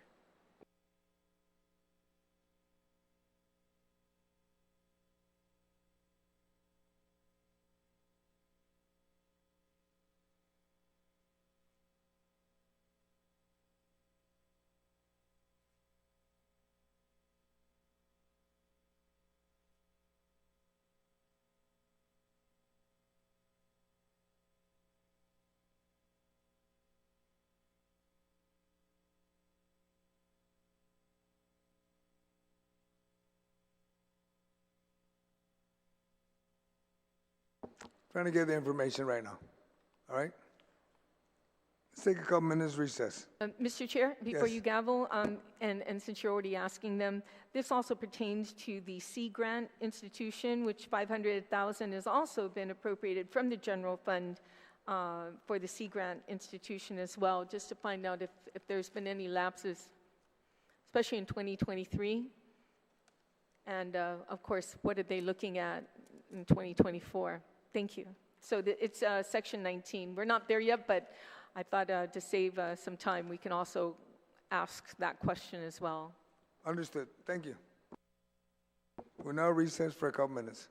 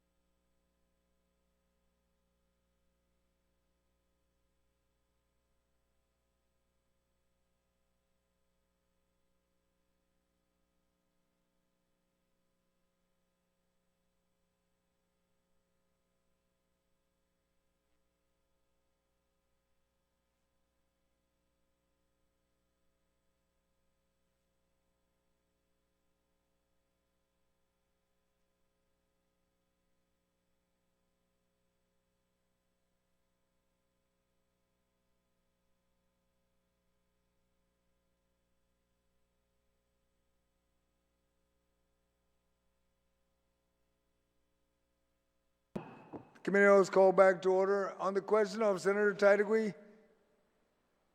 Tello, on the question that you asked in reference to are they using the funds they need, if there's going to be any lapse, as I spoke to Dr. Shelton, is on his way to a conference of some sort. He advised me that they have maybe about $9,000 that they will zero out in the Guam Green Grove, and they have about almost 100,000 on the Sea Grant that they will zero out. And one of the reasons is because they have to, because it's matching with the federal grants they got. So they're going to zero out all the money they have in 2024. They're doing renovation and hiring. They said they will zero out. And then as my staff has called the University of Guam, they do not expect any surplus at all or any lapse of funds. Thank you, Mr. Chair, for finding out that information. And, you know, when you mentioned earlier that they will, by the end of the year, zero it out, they'll find some way to spend it because it's a matching grant. Well, if they're, you know, having difficulty finding how to spend it, okay, well, it sounds to me like, you know, you're what, 2 months out, you got procurement process to go, and if you haven't spent it, then sounds to me like that maybe we should lower the amount that's given to them and follow that procedure moving forward on any federal matching grants if they can't even spend it. So, but I appreciate, Mr. Chair, the opportunity and for you to answer my questions with regards to that, and it's for the record. I mean, you heard it. I mean, you said it yourself, Mr. Chair. 100,000, that's still left over in the Sea Grant. 9,000, but you're not quite sure. I think next year, let's truly find out how much that they really are spending a year, and not just, you know, finding an excuse to spend it on something like buy themselves new T-shirts or something else like that. That's really not going to benefit the people, but only themselves. So thank you, Mr. Chair. Thank you. That's on Section 12, page 25. Yes, Senator Burris, do you have anything on Section 12, page 25? Yes, thank you, Mr. Chair. And so I was reading, looking it over. It states the sum appropriated herein is authorized for use as local matching and requirement for the federal grants and aid. And so I guess I had this question earlier in our discussions, why isn't that outlined in the very beginning like it is with other agencies?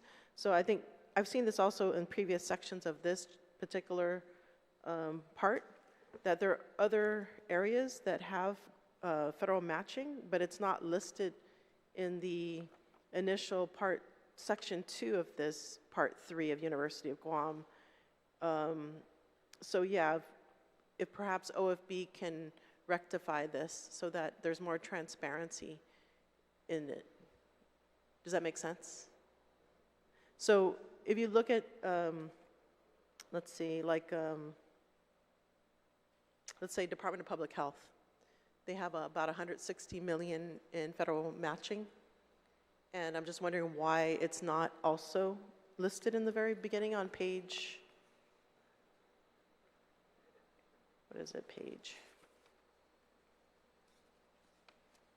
Anyway, so noted, your So comments. you understand what I'm trying to say, right? So it should be also listed up front on that page 20 of the bill, just like it is for the other agencies. So if we can get that rectified, so that at least, there's a little more consistency when we're looking at federal matching. The other question I have is, we know that UOG is asking for capital improvement money, and this is something that, I think we need to address, considering what we're going through with the, Department of Education. We want to be able to, nip it in the bud if possible, and I'm just wondering to what extent can the contributions from these various, I guess, initiatives within UOG, how much of that can they utilize to go towards capital improvements within the university? Yeah, it's related to 12. So, Okay. for instance, there's the matching of 500,000. Can that be partitioned up to help out with a capital improvement project? Help out with general operations of the university? Because I know the way it's written here, it's very restrictive. and I'm just wondering if that's a possibility. So just something to note. I think that question can be posed at the University of Guam, not here. I understand where you come from. It'd be very interesting and nice to see if they could use that for part of their CIPs. That's something you can ask them. All right? Anything else, Senator Barris? Yeah, just if I can get any kind of response regarding federal grants and aid, can that be placed in page 20 so that there's an update to? Are you saying on page 20 that already listed, that's not included? Is that what you're implying? Yeah, it's not clear to me that whether this, so in other words, apparently it wasn't included. I think it wasn't included, to be honest, but if you can clarify if it is. I think I can check with what would be if the $8.9 million is part of that other federal matching, correct? That's what you wanted to know? Yes, yeah, if you can identify that. I can check with that. Okay, thank you. Anything else?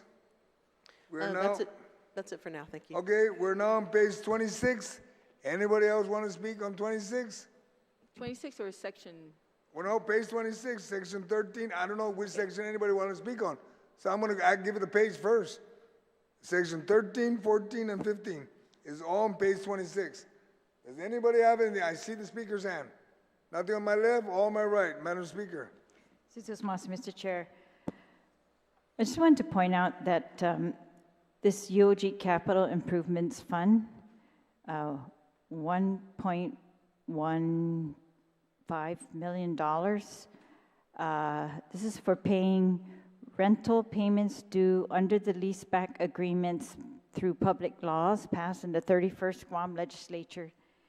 And I just want to point out again that these are general fund appropriations. This is the same amount that was appropriated last year and the year before that, and that the legislature continues to use taxpayer money to pay for University of Guam capital improvement projects. And, you know, I don't have any objection to that, but I only point it out because the University of Guam is benefiting from the taxpayers' dollars, and yet it's not the one who has to deal with the shortages that we have across all of our agencies in healthcare workers and teachers and social workers. And we have seen what they have done in past years when given the same amount of scholarship money, and how the number of scholarships was so small. And so, I don't know, I just wanted to point this out, that this is something that when they ask the people of Guam to fund, they fund. And when we ask the University of Guam to prioritize the shortages and the critical needs that we have in the government of Guam, I hope that they will do the same, Mr. Chair. Thank you. That's on page 26, section 13, 14, and 15. Anyone else want to speak on that? None. No hands, okay? We're now on page 27, section 16, 17, and 18. Does anyone want to speak on that? Madam Speaker, which section did you want to speak on it? I called both three sections out. I just want to point out section 17. Okay. That says that appropriations for the operations at UOG may be transferred by the president of the University of Guam out of operations and into the appropriation for statutorily mandated scholarship programs, exclusive of administrative costs. And I want to point that out because while we are working to give nursing retention incentives, we have increased nurses' pay maybe 2 or 3 times in the last 5 years. And then we've given them differential pay at GMH. And we, through other agencies, have tried different programs to entice social workers to work for the government of Guam, to stay in the government of Guam. But the fact of the matter is that even with all of our incentive programs and enticements, there are not enough. Critical shortage means We can't open beds at the hospital because there are not enough nurses, even though we have the beds. It means we cannot take care of children or the children in the shelter. We're maxing out capacities. And we're not able to fast enough find homes for them because of a lack of social workers. So I'm glad that this is in the bill. And I just want to point it out again to the leadership at the University of Guam that diluting the scholarships for teaching and nursing in particular and social work, or capping them and not working hard like we have in the past years to really prioritize those and find ways to get over the impediments that the university has in getting these students attracted into these programs, getting these students out of these programs. That's what we need to work on. I don't think we need to dilute that money into more and more programs while we are facing a critical shortage. And again, it's not the University of Guam that has to pay for the off-island nurses for GMH. It's the people of Guam that's paying for all of it, all of it. And I just wish that we as a legislature, instead of yielding to pressure from certain individuals, could just focus on what is the priority for the people of Guam. Do we want them to have nurses or not? And if we do, then we have to work together. We have to keep those programs intact. In fact, we have to build them bigger. We have to pressure the university that we need more nurses. Help us find a way. Not, why don't you just use the money somewhere else? So I'm glad that at least this provision is in there, and I hope they are reminded by it that since my colleagues decided to give them the ability to take the nurses and teacher scholarship money and use it for all other kinds of scholarships as if we don't have a shortage, that at least the president of the university can determine and transfer money to the statutorily mandated scholarship programs like nursing and teaching. And I really hope that she does that. And I really think that would be a very good show for the people of Guam, that we respect the money that the taxpayers give to University of Guam. We, in turn, at the University of Guam, want to give back to the taxpayers of Guam what they need and not take away from that.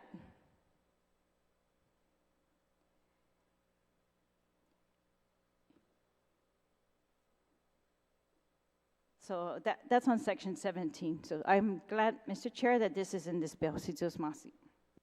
Thank you. We're now,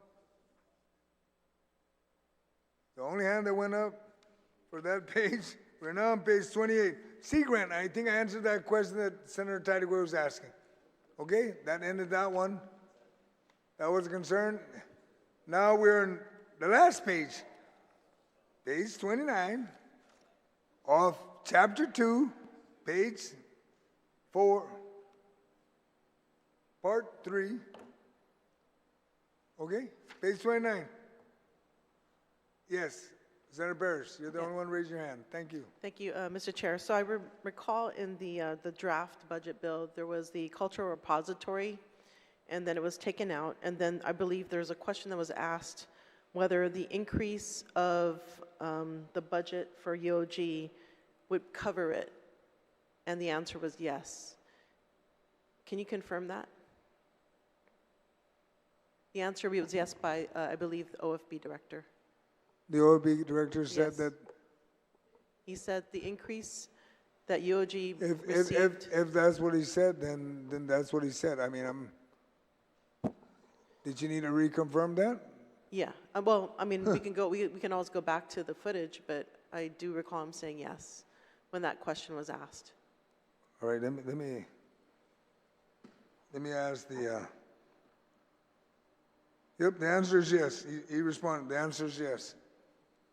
So what you're saying is this increase in budget compared to the draft bill that was sent out, so this increase will cover their cost, even though it was removed. So that was the odd thing. It was deleted from the substitute bill, but now you're saying, you're confirming that this increase. All I'm confirming is what you said, the OFB guy said. Director Okay. said, Steve Guerrero. Which That's basically. all I'm confirming. Okay, yeah, what he said that, so again, the draft bill that was sent out compared to Yes. the substitute bill, there was a change that took place where the cultural The repository 1.6 million was taken out. but Correct. there was an increase to the overall UOG To budget. UOG. And so the response of whether that increase would cover the cultural repository was yes by the OFB director. Yep, it could cover it. That's correct, yes. Could, but Yeah, but I'm it was- saying could. If he said yes, I think he said yes. yeah. Point of information, Mr. Chair. Yeah, he absolutely did, and said yes, that it could carry it. I mean, with $11 million increase compared to FY24, there's enough funding in there to cover the repository. That's what well, I'm adding extra, but the answer was yes to just a point of information. All right. Okay. Okay, Senator Burris, anything else you wanted to bring up? Thank you. That's it. I Colleagues, do- yes. yeah. Okay, on the UOG chapter, just to continue the conversation on the repository, Mr. Chair, just a real quick. In the event we want to ensure that the university does cover the repository, would it be in this section, Mr. Chair, or would we do it in the other miscellaneous provisions to require that the university does cover the repository? Would we do it there can we do it in there in the miscellaneous provisions? That's correct. We can do it there Yes, you to can make- ensure that it does happen. Yes. Okay, thank you, Mr. Chair. That's all right. my question. That's all. Colleagues, we are now have completed Part 3, Chapter 2, University of Guam. We are now into Chapter 2, Part 4, Guam Community College. The other chapter is now closed, okay? We are now on Part 4, Guam Community College. There is no amendments. Does anybody feel they need to speak on the Guam Community College? That has hardly any money to ask for. Senator Tideway.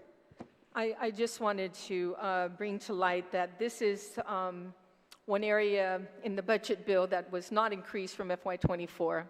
And I just like to commend, the Dr. Okada for, working within her means and still be able to produce, which by show of an example, I hope that some other agencies can learn by this example. And that, again, she is able to put out different programs and seeking other funding through federal sources. And I really appreciate that she has done this. So I just wanted to say a good thing. And this is a good thing. Thank you, Mr. Chair. Thank you. Does anyone else would like to speak on Chapter 2, Part 5, Guam, back up. Chapter 2, Part 4, Guam Community College. I see one hand. And no one else? Do I anticipate another hand? So I just keep the flow. Okay, Madam Speaker, on the Guam Community College, ma'am. Citus Masi, Mr. Chair. So I just want to check on this. So the president of GCC asked that her budget remain the same. She was the first one who came in. That's what she said. I admire that she, she could probably have gotten anything else that she wanted, but she said she was going to live within that same budget ceiling. However, yeah, just wanted to check on this Manpower Development Fund. It's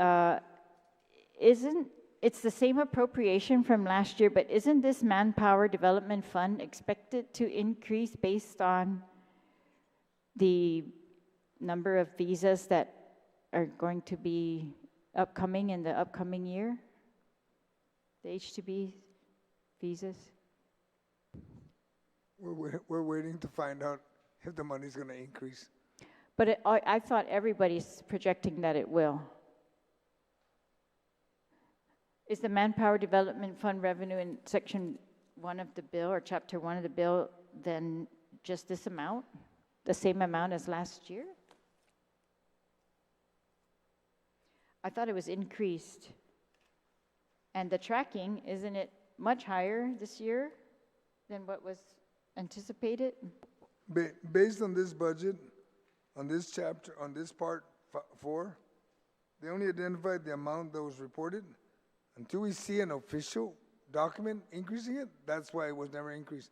And that's why in the past, you've seen throughout the year, they would put in a request. If they can get the funding, then they get the money. And I know you remember that because you've attended those hearings when they asked for the money. Manpower says, we did get an increase, then they ask it, then we're able to allow it. In the year, in the budget year, it's whatever comes to us, this is how it starts. Did any changes happen? We have not received any changes. That's why it's still as is, as you see it right now.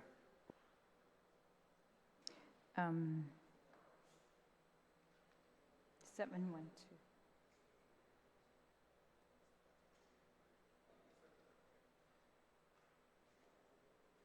Is there a balance in the Manpower Development Fund that's not used for fiscal year 2024? No, that's normally, the percentage goes to Department of Labor and the other percentage goes to GCC.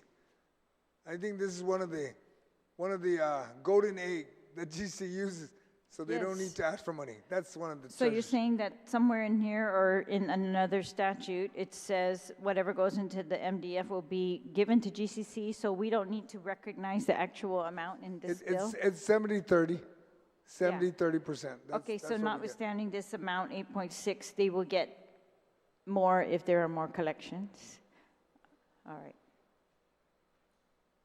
Okay, because it's the same as last year, and I thought they did predict more. Okay. No update. Anything else, ma'am? No, again, I want to commend GCC for offering to live within their current budget and not even requesting an increase, and OFB for honoring that. All right. Anyone else? None. Okay. Yes, Senator Barros, did you want to speak? No. Okay. That being that I see no hands, Chapter 2, Part 4, Guam Community College, all the pages are now closed. We are now back to Chapter 2, Part 5, Guam Commission for Education Certification, and an amendment that Senator Barnett is aware of, that there's something like $150,000 available that they haven't spent. And I don't know why you want to keep it when they're being funded anyway for the same amount. It's on you now, Senator Barnett. Thank you, Mr. Chair. Yeah, so the amendment allows the Guam Commission for Education Certification to hang on to their lapses, and then according to OFB, we're tracking $150,000 right now. And I've actually reached out to them to get a little more information on that, and I haven't received a response yet.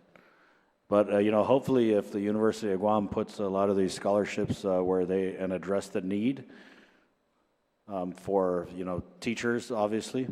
We're facing a shortage of certified teachers. I'm hoping that then the GCEC being able to hold on to this lapse will go a long way towards them getting more teachers certified and into the classroom. As we all know, the Guam Department of Education is currently being sued for violations of the Adequate Education Act. So anything we can do as a body to, and I remember I proffered this amendment last budget cycle, and I think the lapses they were tracking at that time was very, very minimal, a whole lot less than 150,000. That's for sure. Not quite DOC, because I remember DOC's lapses was like negative 80,000, but I'd ask my colleagues' support for this simple amendment. So just want to say, Mr. Chair. Does anyone like to speak to this amendment? It's just it's basically a carryover is what he's asking for. Whatever they got that's lapsing will continue on to 2025. Does anyone? None. There, ma'am. Madam Speaker. Mr. Chair. Yeah, I support this amendment. What was the amount again? It was approximately about over 150. Okay. One of It's minimal, but one of the coincidental things, speakers, just to let you know, they're given an appropriation of 296. They got almost the same amount last year. And they're lapsing about half of that. So that means they're being appropriated twice, but that's on the body. I know you're in support of it, so the body chooses. Go ahead, ma'am. Sorry, you said they used half of that?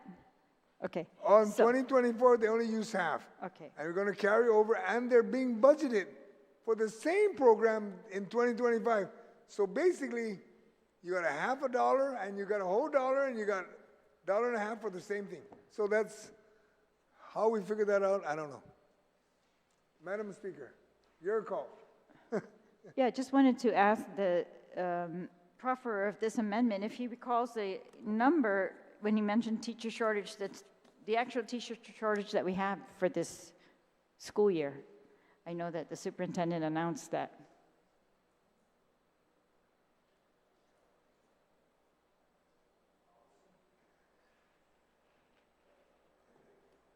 Mr. Chair, I've heard estimates anywhere from 60 to 80, but I'm waiting for the actual number from the Guam Department of Education. But they did have a job fair to address this. Unfortunately, I don't think they got the number of, or the response that they were hoping for. Thank you, Mr. Chair, and thank you for the sponsor for yielding. Yeah, I think this Education Certification Commission it's doing its part of the work. We really just need to put more teachers through the university, graduate more teachers, entice more teachers, and you know, in addition to our efforts to increase teacher pay, and teacher working conditions, we really need to just graduate a lot more teachers. And it's my understanding that in some of these scholarship programs, they do not give the scholarships until the last 2 years of the program. And I'm thinking perhaps by then they've made decisions for other careers. And one of the things that I know I discussed with Dr. Margaret Hattori when she was still alive was allowing these types of scholarships to be used earlier by these students, and so that you bring them into these programs earlier.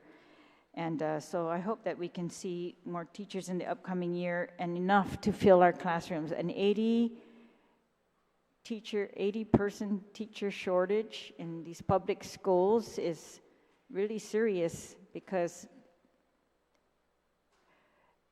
we already, you know, are impacting learning with conditions, with school days, with typhoons and all kinds of things. And the more days that we can get certified teachers into those classrooms versus, you know, teachers have to go on leave, teachers have to do medical appointments and all other things. So we could use, I think, as many as we can absolutely produce. So again, I hope that the president of the University of Guam will use her discretion and to put more money towards those scholarships. Only $140,000 was dedicated towards teacher scholarships for FY in the last report that I received. Sidos Masi, Mr. Chair. Thank you, Madam Speaker. Anyone else like to speak to this amendment? And if none, do you need to close? Are there any objection to this amendment? There being none, amendment passes. My colleagues, we have now, does anybody believe they need to speak more on the Education Certification Commission? Okay, none. We will now close Chapter 2, Part 5. All right, it is now closed. Now we will now proceed to Chapter 3, Part 1, Health. What? Okay, no, just a few minutes. Okay, let's take a quick recess.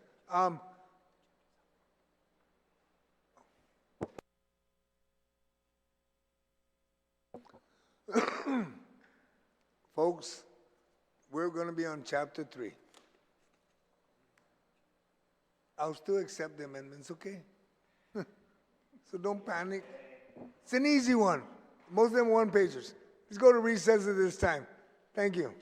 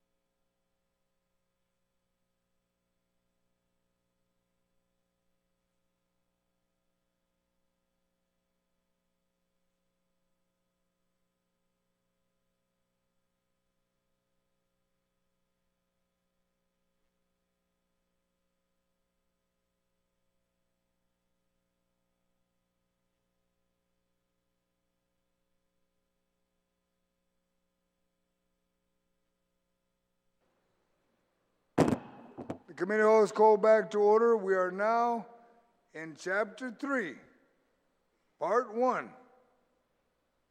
Okay? Everybody's on track? We're good? Okay. There is only one amendment in Chapter 3, Part 1, Guam Memorial Hospital. And I have an answer. Stand by. Ed, Sergeant Arm.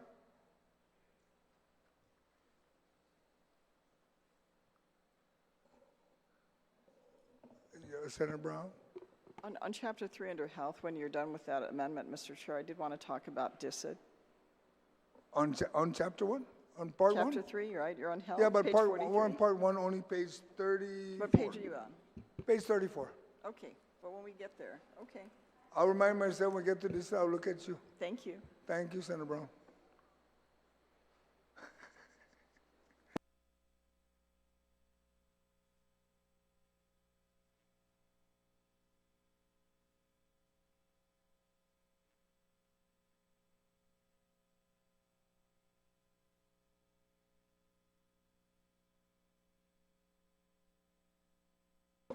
Mindful colleagues, Chapter 3, Part 1. We are now, because we're open it earlier when we took a recess, allowing amendments. Now we're going to move. Whatever amendment's there is the only amendments we're going to entertain, okay? So let's not panic on this. Senator Tideway. Thank you, Before we Mr. go Chair. to them, Well, I guess I'm going to take this opportunity as we're waiting for the author of the author of amendment. the amendment, Yes. to come in, take an opportunity to speak on the hospital. Mr. Chair, according to what OFB had appropriated, an increase, I'm looking at about an increase of $7.5 million compared to FY24. While the governor only increased the hospital to 1.8 million, I just wanted to verify if these numbers are the correct numbers from OFB. I'm trying to look at the proposed executive budget that was provided with a spreadsheet that was provided to us, which is very super tiny, by the way.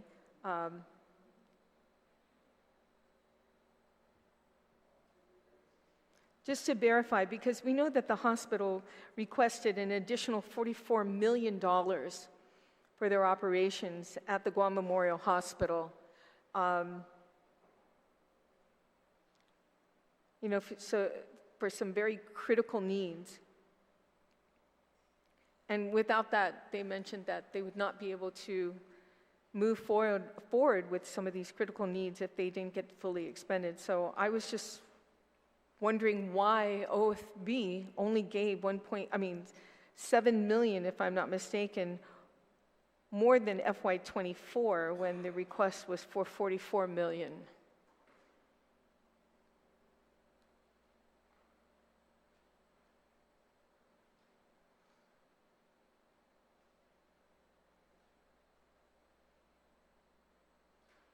We're both looking at the same spreadsheet, Senator Tideway? I am now at Guam Memorial Hospital. The total of I'm showing here the general fund appropriated $8,491,370. If that's the same spreadsheet that we're looking at, and then if Yes, you look it at is. Yes, okay, and then we're going over to the difference, and I'm showing that it's 7.5 million more than FY24. However, Guam Memorial Hospital requested 44 million more than FY24. And was wondering why didn't we not fully fund the Guam Memorial Hospital knowingly that there are critical issues as well as not programs but treatment care that will no longer be available if we did not fund them. So I was just wondering what the conversation was between OFB and the hospital.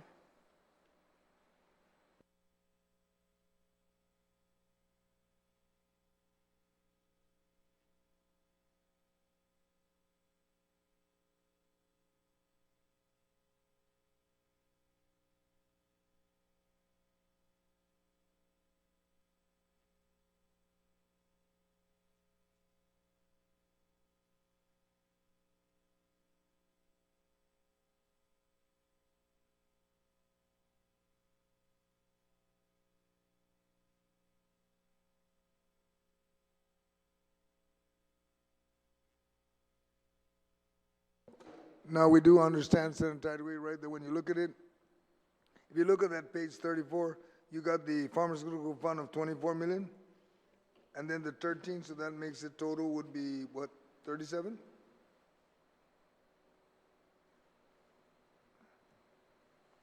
You got it. Add the two.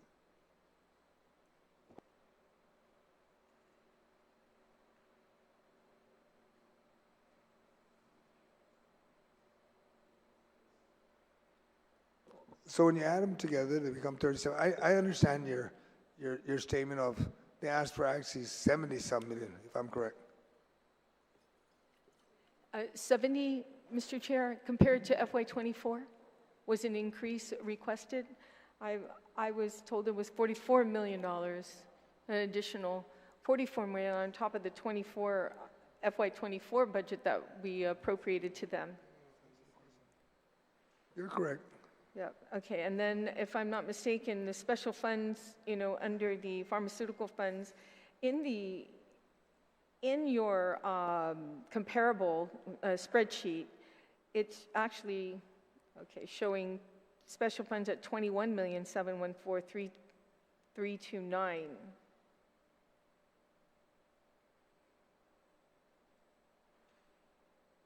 However, OFB's proposal was 24,202, correct?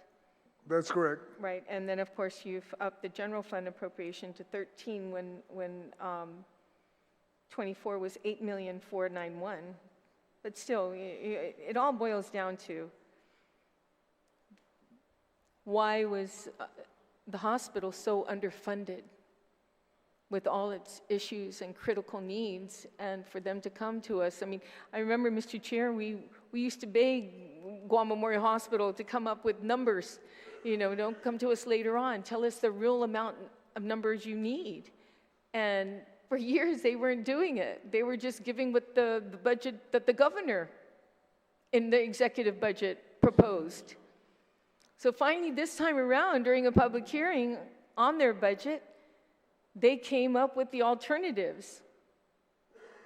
And they said this would happen if we don't get that $44 million increase compared to FY24. So I guess they're threats that are not gonna, we don't think that they're really gonna go through? But I was just wondering why it was so huge. I mean, we only increased, there was only an increase of 7.5 million compared to FY24. Just wondering why OFB decided not to fully fund them, or at least get a little, at least half, meet them halfway with maybe 20 million, since they wanted 44. So that's my question.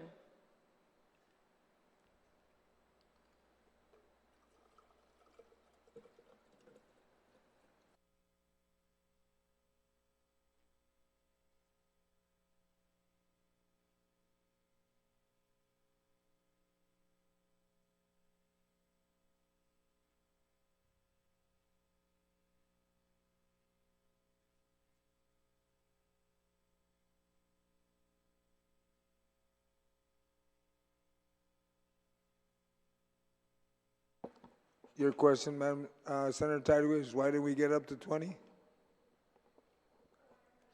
Yeah, my question is, why did we underfunded them? When they came to us with critical needs that if we do not fund them, certain amounts that certain care would not be available to the people who are going to Guam Memorial Hospital, who need medical treatments that won't even be able to move forward because they don't have the funding.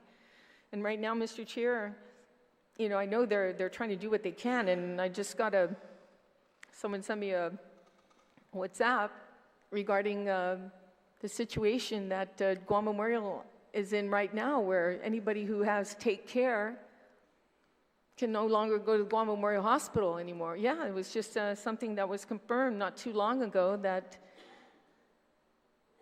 Take Care has not been paying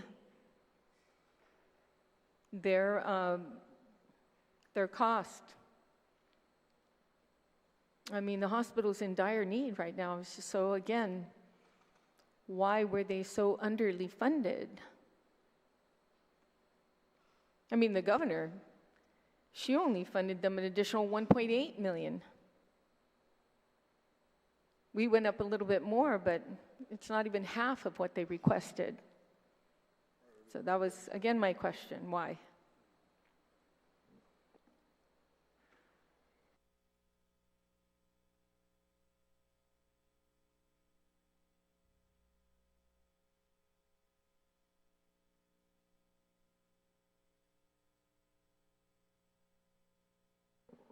That's a very good question, Senator Tideway. When I spoke to OFB, they said they increased as much as they could increase. I mean, I would have loved to see it go up at least 20, if not 30 million, but it's almost impossible. Well, Mr. Chair, that being said, and I know you're concerned, and I think we all should be very, very, very concerned. There's excess revenue of $27 million right now in FY24 excess revenue of 27. If we can just give them at least half of what they requested at 44, there is funding for that right now in the excess funds of FY24.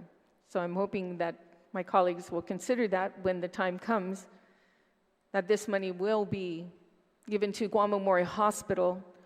So your loved ones, our community, our families will not be able to get treated in certain, like I think it was, I'm sure the speaker is going to speak on this, on certain programs at Guam Memorial Hospital that will no longer be available to our public. So I thank you, Mr. Chair. All right, thank you. Now I will proceed to the author of the amendment. Madam Speaker, on page 34, your amendment, you have an amendment. Unexpended funds from prior fiscal year. Just to advise you, we've contacted with them. They said they don't anticipate any funds. They're trying to use every penny they got. But just in case there was, I think that's why your amendment was put in. You don't want to talk about your amendment? You end up talking about everything else. All right. Yeah, but first, for GMH. Yes, GMH is only one page. Yes. So Okay. GMH in 24 received $30 million. In this budget today, it's going to receive $37 million. That's $7 million more than 2024. The governor had requested that they receive 1.8 million more than 2024, and OFB gave them a little bit more, up to 7 million more. So we've gone from 30 million to 37 million for GMH. GMH requested, as my previous colleague said, 74 million. In their testimony on May 2024 at the GMH budget hearing, Dr. Prince, who was the acting CEO, said, quote, "The governor, Ms. Lillian, and other members of our executive team, including our board of trustees, are aligned with what we are about to present." Referring to GMH's budget request, the governor only proposed a 5.1% increase at that time, that 1.6 million increase. That figure is lower than the 74, obviously, and specifically, it is $42 million less than what GMH asked for. If we go with the budget proposed by OFB and put on the floor, that would be still underfunded by $36.5 million, according to GMH.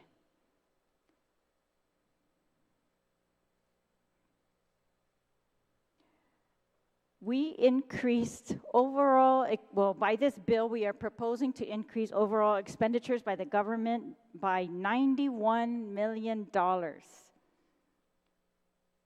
$91 million increase from 2024, and only 7.5 million of the 91 million has been allocated to go to GMH. Last week, we received from the governor's fiscal team an additional request for 10 million. They said, raise the revenues by 10 million and give it to us for all these other things, none of them including GMH. I tried to increase the revenues at that time by 10 million. That was shot down by this body. Not enough votes to pass. So we did not increase the FY25 revenue projections by 10 million as the fiscal team thought we could. Although OFB did increase the governor's revenue projections by $43 million. At the budget hearing, Dr. Prince said again, if the subsidy is, quote, less than a $10 million increase, then it really, truly comes down to cutting all of the secondary tenants. This would include services like the ICU, telemetry wards, and interventional cardiology.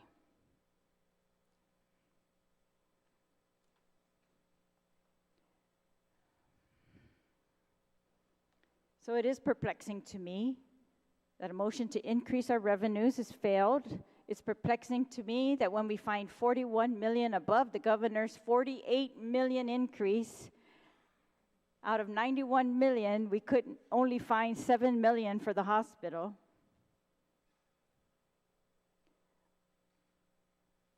And I asked the fiscal team of the governor when they were here, what does that mean? Does that mean the governor doesn't believe GMH that they actually needed the 74 million minimum? Does that mean the governor's going to give ARP monies to GMH instead? We really didn't get a clear answer. But these fiscal team members are the exact same team that the governor put by executive order to help us answer the questions of GMH, of their shortfalls, their perennial needs, how we were going to help them. And that was all done after we had to appropriate an additional 30 million after the last budget shortfall for GMH. And the governor gave 20 million of ARP. But it looks like, and I just got confirmation from the CEO over the weekend, I asked her, it doesn't seem like the fiscal team is asking for any more money. Does that mean you don't need this anymore? And she said, no, we still need more than $37 million to run the hospital.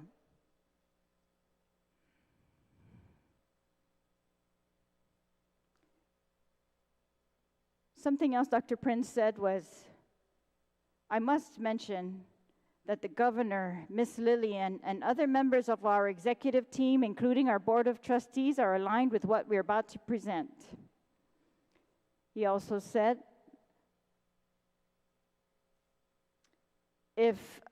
sorry, Dr. Prince, there is no way that you could ever ask for 60 to 80 million from the general fund, no way. And what if the subsidy is like 30 million? This is him talking again. He says, let's just say that when we must look at cutting, we will have to do cost containment, which means to cut the secondary tenants. And again, those include the telemetry ward,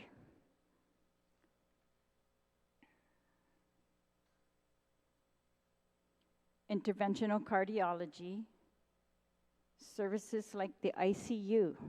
Can you imagine? GMH is proposing to cut the ICU services. And it's hard to believe, but I thought they were very bold in their proposal, very straightforward, and they acknowledged they have so many issues there. But over 1 year with the fiscal management team, by executive order, they were not able to plug those issues. So for us to just ignore their requests and their issues and say they have to deal with it on their own, feels like, again, we're just setting them up to fail. And it reminds me of when during an oversight hearing on GMH, one of the many oversight hearings on GMH, and we asked them how could these problems continue to occur. And one of the staff, one of the managers said, because we were told to concentrate on the new hospital. This is after the warning by the Army Corps that you must take care of this existing hospital for the minimum of 5 years. I think we're looking at more years now. So while we work on a new hospital, we must take care of GMH. I can't understand, honestly, with a $91 million budget, why it's the health care that's looking at shortages. What are we saying about our priorities? We want to defund healthcare scholarships. We want to defund GMH.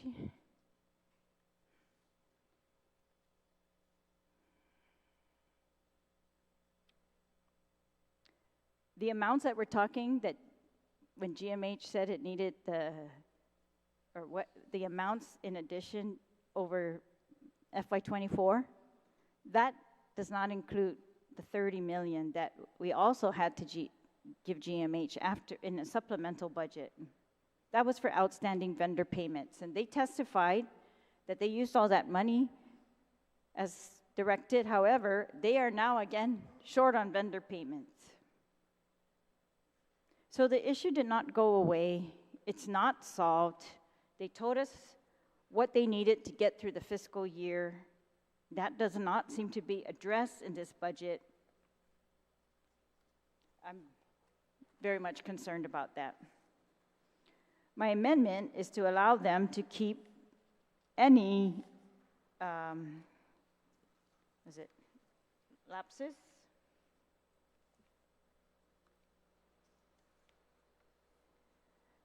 Unexpended appropriated funds in prior fiscal years shall not lapse. That's for GMH.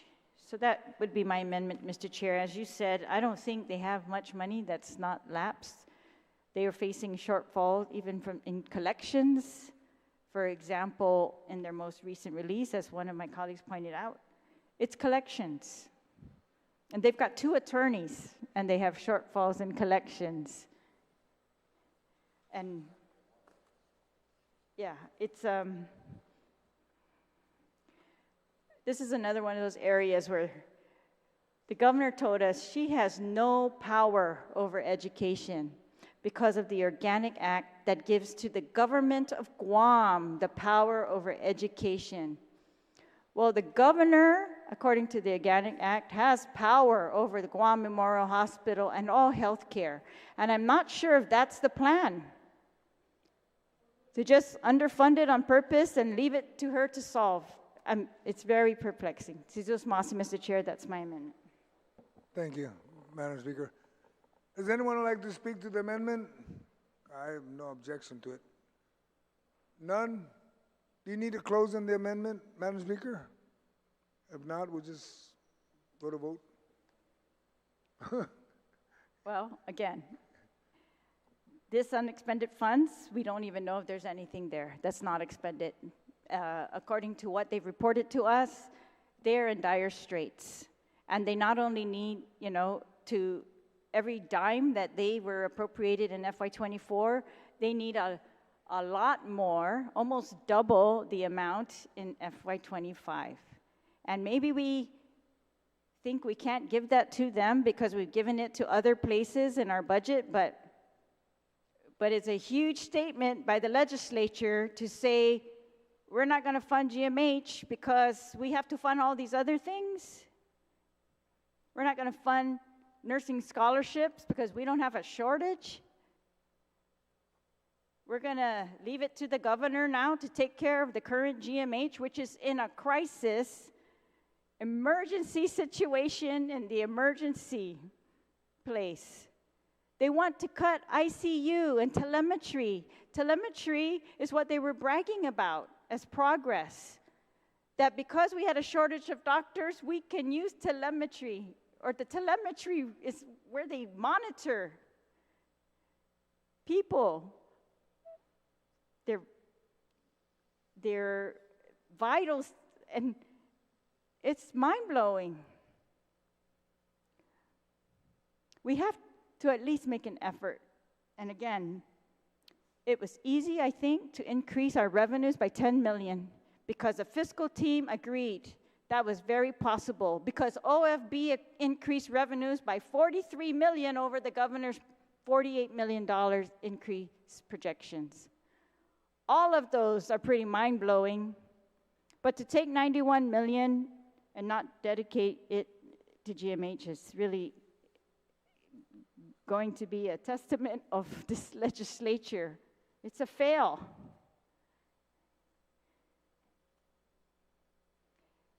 But again, we asked the fiscal team, why did they agree to that? Why are they not in their extra 10 million request, not asking for GMH to get that 10 million extra? Why are they not asking for even 1 million more to go to GMH? They're just not asking. So I'm not sure. They wouldn't tell us whether the governor intends to spend ARP money to help GMH to reach and meet its projected cost for the upcoming fiscal year. So I ask my colleagues to support this amendment again that will give at least the lapses, if there are any, to GMH for the upcoming year. Thank you, Madam Speaker. Are there any objections to that amendment? I see none. Amendment passes.